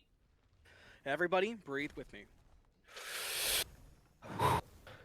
Good job. Let's lock in, gamers. Fire Giant at half health. The crew are not burning it yet. The Banshees obviously know Dest holding on to that ultimate. Below half, closer to a quarter. The Banshees get closer. The crew looking to split off. Snix separated. Paul goes in aggressively, looking for Snix. Could find the kill, gets the Volcanic Lightning for the chase. Snix able to get away. Portdegree around the side, plays cutoff man for the jungler to get him away, but Portdegree might just sacrifice himself for it. The shield, is it enough? No, Mario Bro brings down Portdegree. Aror with the bite though, takes away one. Dest got a kill, but got shut down right after. The Banshees still have members, still have damage to the crew. Snix is back. Snix is back and gets a kill just as quickly with the Typhoon. 2 for 2 through all the chaos, and the Banshees stop the fire, and their Phoenix is almost back up. If you're the crew, you have a couple of options here. You could try to go for that Pyromancer, but it could be a little bit dangerous knowing that Snix is full health around the corner, so it's going to be the calls to reset. Ultimately, that does benefit the Banshees so they can get time for their Phoenix to finish respawning, like you said. Did we get split up in the fight a little bit? Yeah. Did we get caught out? Yeah, maybe. But finding the 2-for-2 trade at this 30-minute mark of the game is good, right? Anything to stop the crew from being able to get something after a fight. Picking off Mario Bro means that we can't do objectives. Picking off SoloOrTroll means that our backliners don't get harassed as much. Now we need to do that again, but keep Dest alive with Axiom. Then we can make something happen if you're the Wailing Banshees. Portdegree can die. Portdegree is our sacrificial pawn to go in there, hit somebody up, let Dest ult them, and then go from there, right? We can sack Portdegree. I wouldn't want to lose any more than that. If I had to lose somebody, it would be Aror, so that our 3 damage people can just burn something off the map. Look at the gold for a 31-minute game, by the way. Wowie. Considering the twists and turns of this one. And don't let the map state deceive you. As many towers are on the map still for the crew, a lot of them are 2 hits. We're so late. There's an Artemis on the board, and at that, a Sasano. And even Dest is doing a lot to towers right now. They're going to die quickly. 1 bomb, you run your way through. Fire up. Oh, Musi, we're close again to more potentially game-ending chaos.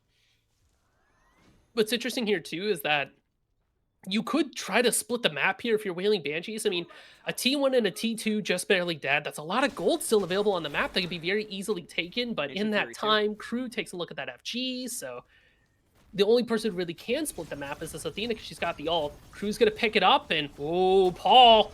Watch her on the side, too. Paul already backs away. Portdegree, Port. ultimate Athena combination, looking for one. They're going to find the Baron, who's going to ult in response. Around the side, Paul has damage. Dest has a target. Dest hits Rabid. That's going to TKO the Athena. Aror jumps in, looks for the bite on Paul. Can't find it. Now tries to get away. The shields, the beads, dropping everything to get away. It'll work out. And so far, the Banshees and the crew still stand strong. All members up. Sot goes aggressive into the back line, looking for AxiomSpeed. Can't find it. Now caught out. Skyfall going to bring him closer. Can there he goes go down? Paul. Volcanic Lightning dives into the back line. Paul, no kills so far. Has to readjust. Typhoon with a knockup. Mario Bro starts off the killing with the kill onto Portdegree. Now everybody splits up yet again. Sot under the tower with Rabid. Snix going to go down to the reach hit. Now over the wall. Aror stuck in no man's land, and backup cannot get there to bail out the Fenrir. The dog is put down. It's a double kill for Rabid, and 3 members are dead of the Banshees. Health bar's pretty low, Sot and Paul, but I don't think they care too much about that. The crew can take a look at this bird, maybe even more. Dest has ultimate up. Lock and load, Raw! Who are we sniping? Is that the play? Kaboom! Gonna hit, but no good for a kill. Dest has the beads. Dest might die. Just standing there. Whoa, look at the damage from Dest. Trying to hold on underneath that Phoenix. Dest will get away. AxiomSpeed respawns. There is no Tusky available for the Artemis. The whole team is here. That's a clone, Speed. That's a clone. Get away. The land from Sot. The damage. The stun. The death. The deicide. The crew kill 5. Respawns coming up. The Titan at half. Portdegree, first one here, looking for damage, looking to stall, keep the game alive. The Titan's still alive. That's a kill on the Mario Bro. The game's not done yet. Snix on the respawn, brings down Sot. Gonna look over at WingmanGhost, and he's good as dead. The Titan lives, and the Banshees live on. The game is saved, and we get to watch another round of insane fights. This Wailing Banshees team is just putting up left and right hooks, trying to keep themselves up versus the crew. And meanwhile, the crew, Rabid and Paul, not there to try to end the game. Back off. that means that it's just going to be 2 left to defend against this EFG or a Pyromancer. And if you're Wailing Banshees, you got to find something here, man. You got 20 seconds left, so the Pyro is going to be easy call. EFG is going to be too much to try to burn away. We are this close to winning the fight as Wailing Banshees. 1,300 damage from a raw beam landed on top of Mario Bros' head, and they lost half their body. Like, Dest is standing up there, floating in the sky. I alone am the honored ones throughout all of heaven and earth. Hollow purple kapow, right? Like, that is the damage that we are doing. We just got to let this guy get across the finish line to hit somebody and actually finish killing them, right? We have to enable that. We need to enable Dest all the more. So Portdegree, go in there and die again, but this time hit a squishy without beads, and this game's Jover. That is the patented Gore Miser breather. Take a second. Oh, yeah. Look at your map. Adjust. And be ready for all hell to break loose. Once again, any moment. AxiomSpeed does know where Sot is at blue. Steps up a little far for my liking. SnixJ off to the side. Paul and SnixJ have 1v1'd in that spot multiple times. Portdegree ultimate, looking for targets, looking to burn stuff. Will burn some and back up to the rest of the squad. Now remember, the right Phoenix is down. The Titan is not super healthy, so the Banshees have a lot to manage right now. We do have pushers off of the right side to buy time against those fire minions, so that's why we're going to pull this EFG already. It's already down to half health. Portdegree's got to keep aware. Paul around the side. The Banshees back off. Despite not knowing where Paul was, that was enough of the deterrent. Now left side's getting split pushed by the Athena. Makes sense. She can get over anywhere where she needs to be at any given moment. But you do have Paul playing this angle next to that totem. Looks like Wailing Banshees are going to group up and go for something else, and I don't hate this. Standing around FG does nothing for you when you know that there are fire minions heading towards that Titan that's at half. But Paul is just waiting in the bush there, ever so patient. I like the way the crew are playing the map here. They know that they have control, right? They don't have to play the game that Wailing Banshees is playing. Banshees have to play into the crew's hand.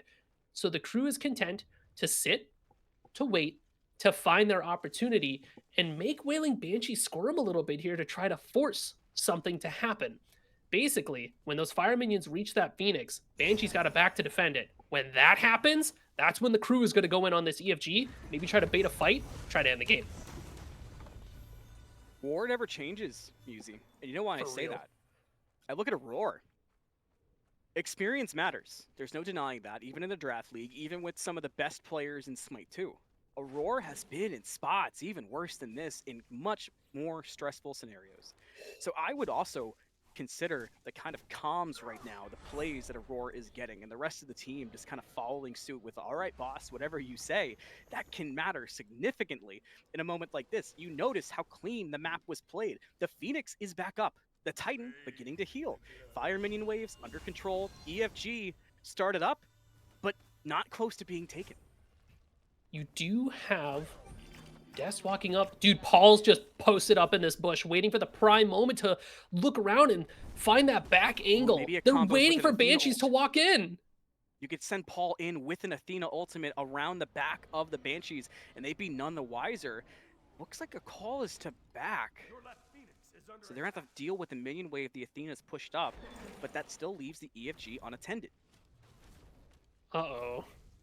Now that's going to be the go-ahead for the crew to try to pick that up. You have Dest with the sniper locked and loaded to maybe steal it, but Athena's able to back and then ult back in, so this is a rough fight to take. Paul is still lurking. Remember, always remember that Paul can be better. So when he's lurking in a bush like that, it's never as simple as it seems. It just isn't. I know that too well now. I know I've seen in my life. Yeah, this is like the fact we this get reminds to me see of this, Counter-Strike. You know? Is what this reminds me of. Like you just hold an angle with an op, and you're like, they're gonna walk past this wall. I'm gonna be so freaking ready for it in a moment here. Oh, it's gonna be so good. Looks like Paul abandons his post. This is a tense game. Yeah. This is so incredibly wild. The implications here too, if Banshees are able to take one over the crew like this, is astronomical, because crew has a roster that looks like they're unbeatable. But I'll tell you something right now. Wailing Banshees I would be surprised if they lost to anybody else at this point. This is a team that looks so good. They have been locked in. If I see any Wailing Banshee trades made after this game, I'm going to be so sad because these guys are playing so well together. They look really, really competitive. And I don't know. I just love to see it. Pyromancer scooped up by the crew. Not much else to be doing right now. Looks like Wailing Banshees are going to try to play the wave state. It's going to open up the CFG. That's not just a pyro. That's 2 bombs in pocket for the crew. And that's confirmed. their go button. They're on the EFG. Aurora out. Oh, where did Sock go? SoloOrTroll is dead. Dest already having ulted as well. Look at the damage onto Aurora. The answer back is strong so far. Portdegree gonna find 2. Oh, that's big! Rabid lands. He's dead to Dest. The Banshees are What a fighting shield! back, and the crew don't have time to lick their wounds. Look at the left lane. SnixJ on the split push gets the left side Phoenix down, and the Wailing Banshees are looking to take this one from under the noses of the crew. SnixJ is going all He can end the the way. game! He's bringing a minion wave into the fountain. Nobody for the crew can get back at the moment. They cannot back. It's Paul! Will be the first one to back. The 1v1 of your life, SnixJ. Here's the demon from the SPL, a world champ. What do you got? Paul on the defense pushes SnixJ away. He's got to go back. The rest of the team still chasing out in the right lane. They're chasing the nuke back. There's only 2 members to defend, and that tightens down to a quarter. Paul can't chase SnixJ. He's got to stay aware, Musey. Panic enders never prosper, but Wailing Banshees could just go for it anyways. Portdegree lands upon nobody. It's going straight to the newt. He got him when the newt lands. Is she dead? Oh no, she's not. Axiom! AxiomSpeed's gonna trade out. That Titan He is low. misses! Oh, from Dest, the Titan dies. The Wailing Banshees take the set away from the crew. I am beside myself right now. You cannot, dude. Disgusting, actually disgusting, the perfect chain of events for the Wailing Banshees, because the crew know that the Susanoo's over there on the left side pushing that Phoenix, so they go, cool, we can pull this FG. You know who else gets pulled? SoloOrTroll. And we picked the latter today to get scooped away by the Fenrir into the loving arms of Ra, melted by the literal power of the sun. 46k damage. Oh my god. And then the crew just buckled after that. I think there was a moment of panic, knowing that Snix was going to go ahead and push so much onto the Titan afterwards that they didn't quite know how to react in the moment. And Wailing Banshees capitalized perfectly, not letting them back, getting so much focus on there. I mean, I'm shaking. Like, that was an insane set to see. So, Olympus Smite League, am I right? If you scan that QR code in the corner, you can join the Discord today. New seasons, they happen often, and the gameplay is this crazy in all the divisions. Wow. I can't believe it. That was disgusting. 2-0 in AP, by the way. Oh my god. Yeah. This guy snoozes. I need Associated Press to put out a State of the Union apology for how this set ended up going out. My goodness. I mean, if we learned anything, I still have breath I need to get. You can have one more go for some final thoughts while I collect myself. If I learned anything today, it's the fact that we know that Paul sits there up top on the pinnacle, right? King of the mountain. But I'll tell you what, you got some very incredible climbers out there in the Smite 2 universe, right? They are not too far behind if they can keep playing like this. It is just one lash after the other, kicking and clawing all the way to the top. That was incredibly well played from Wailing Banshees. That was just like a game 1 was a blowout. In game 2, they only I hold it in my heart. They lost because WingmanGhost took 2 objectives back to back, and that just kind of broke them, right? I know. Remember when we were talking about the highlight of today being just the objective steals from WingmanGhost? Oh my God. This one might need an actual montage to go through and try to explain the set of the day. So good. It's so disgusting. It was so scrappy. It was so fun. I mean, if you're Wailing Banshees, I'm beside myself. That was disgusting. Absolutely. That was amazing. A hype one. That's Olympus Smite League for you. That is the competitive amateur scene of Smite 2 at its finest. The pros will be the pros, but Like Musy said, sometimes the scrappiest make for the most fun games. If you've enjoyed it, please let us know and support all of the amateur scene for Smite 2 and Olympus Smite League in particular. Thanks for watching Smite Game. I've been Melm, joined by Musy. Nova Shark was the one giving us the absolute cinematography today, so credits to production. Till the next time we see you, be sure to be safe. Good morning, good afternoon, good evening if I don't see you, and we'll see you next time on the Olympus Smite League.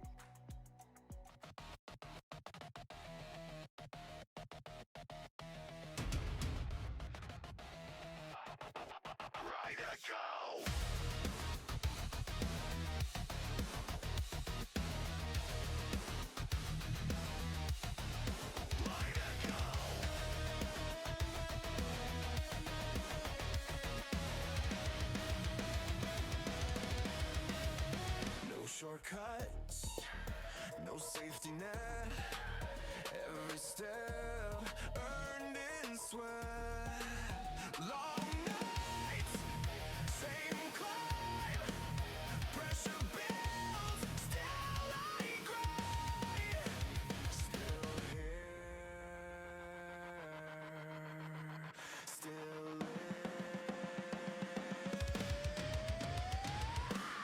through the trial, through the pain, titans fall when I step in.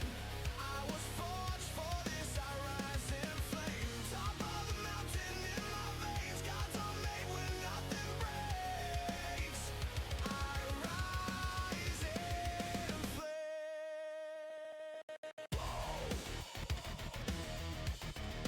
Light it go. Light it go. No crowd.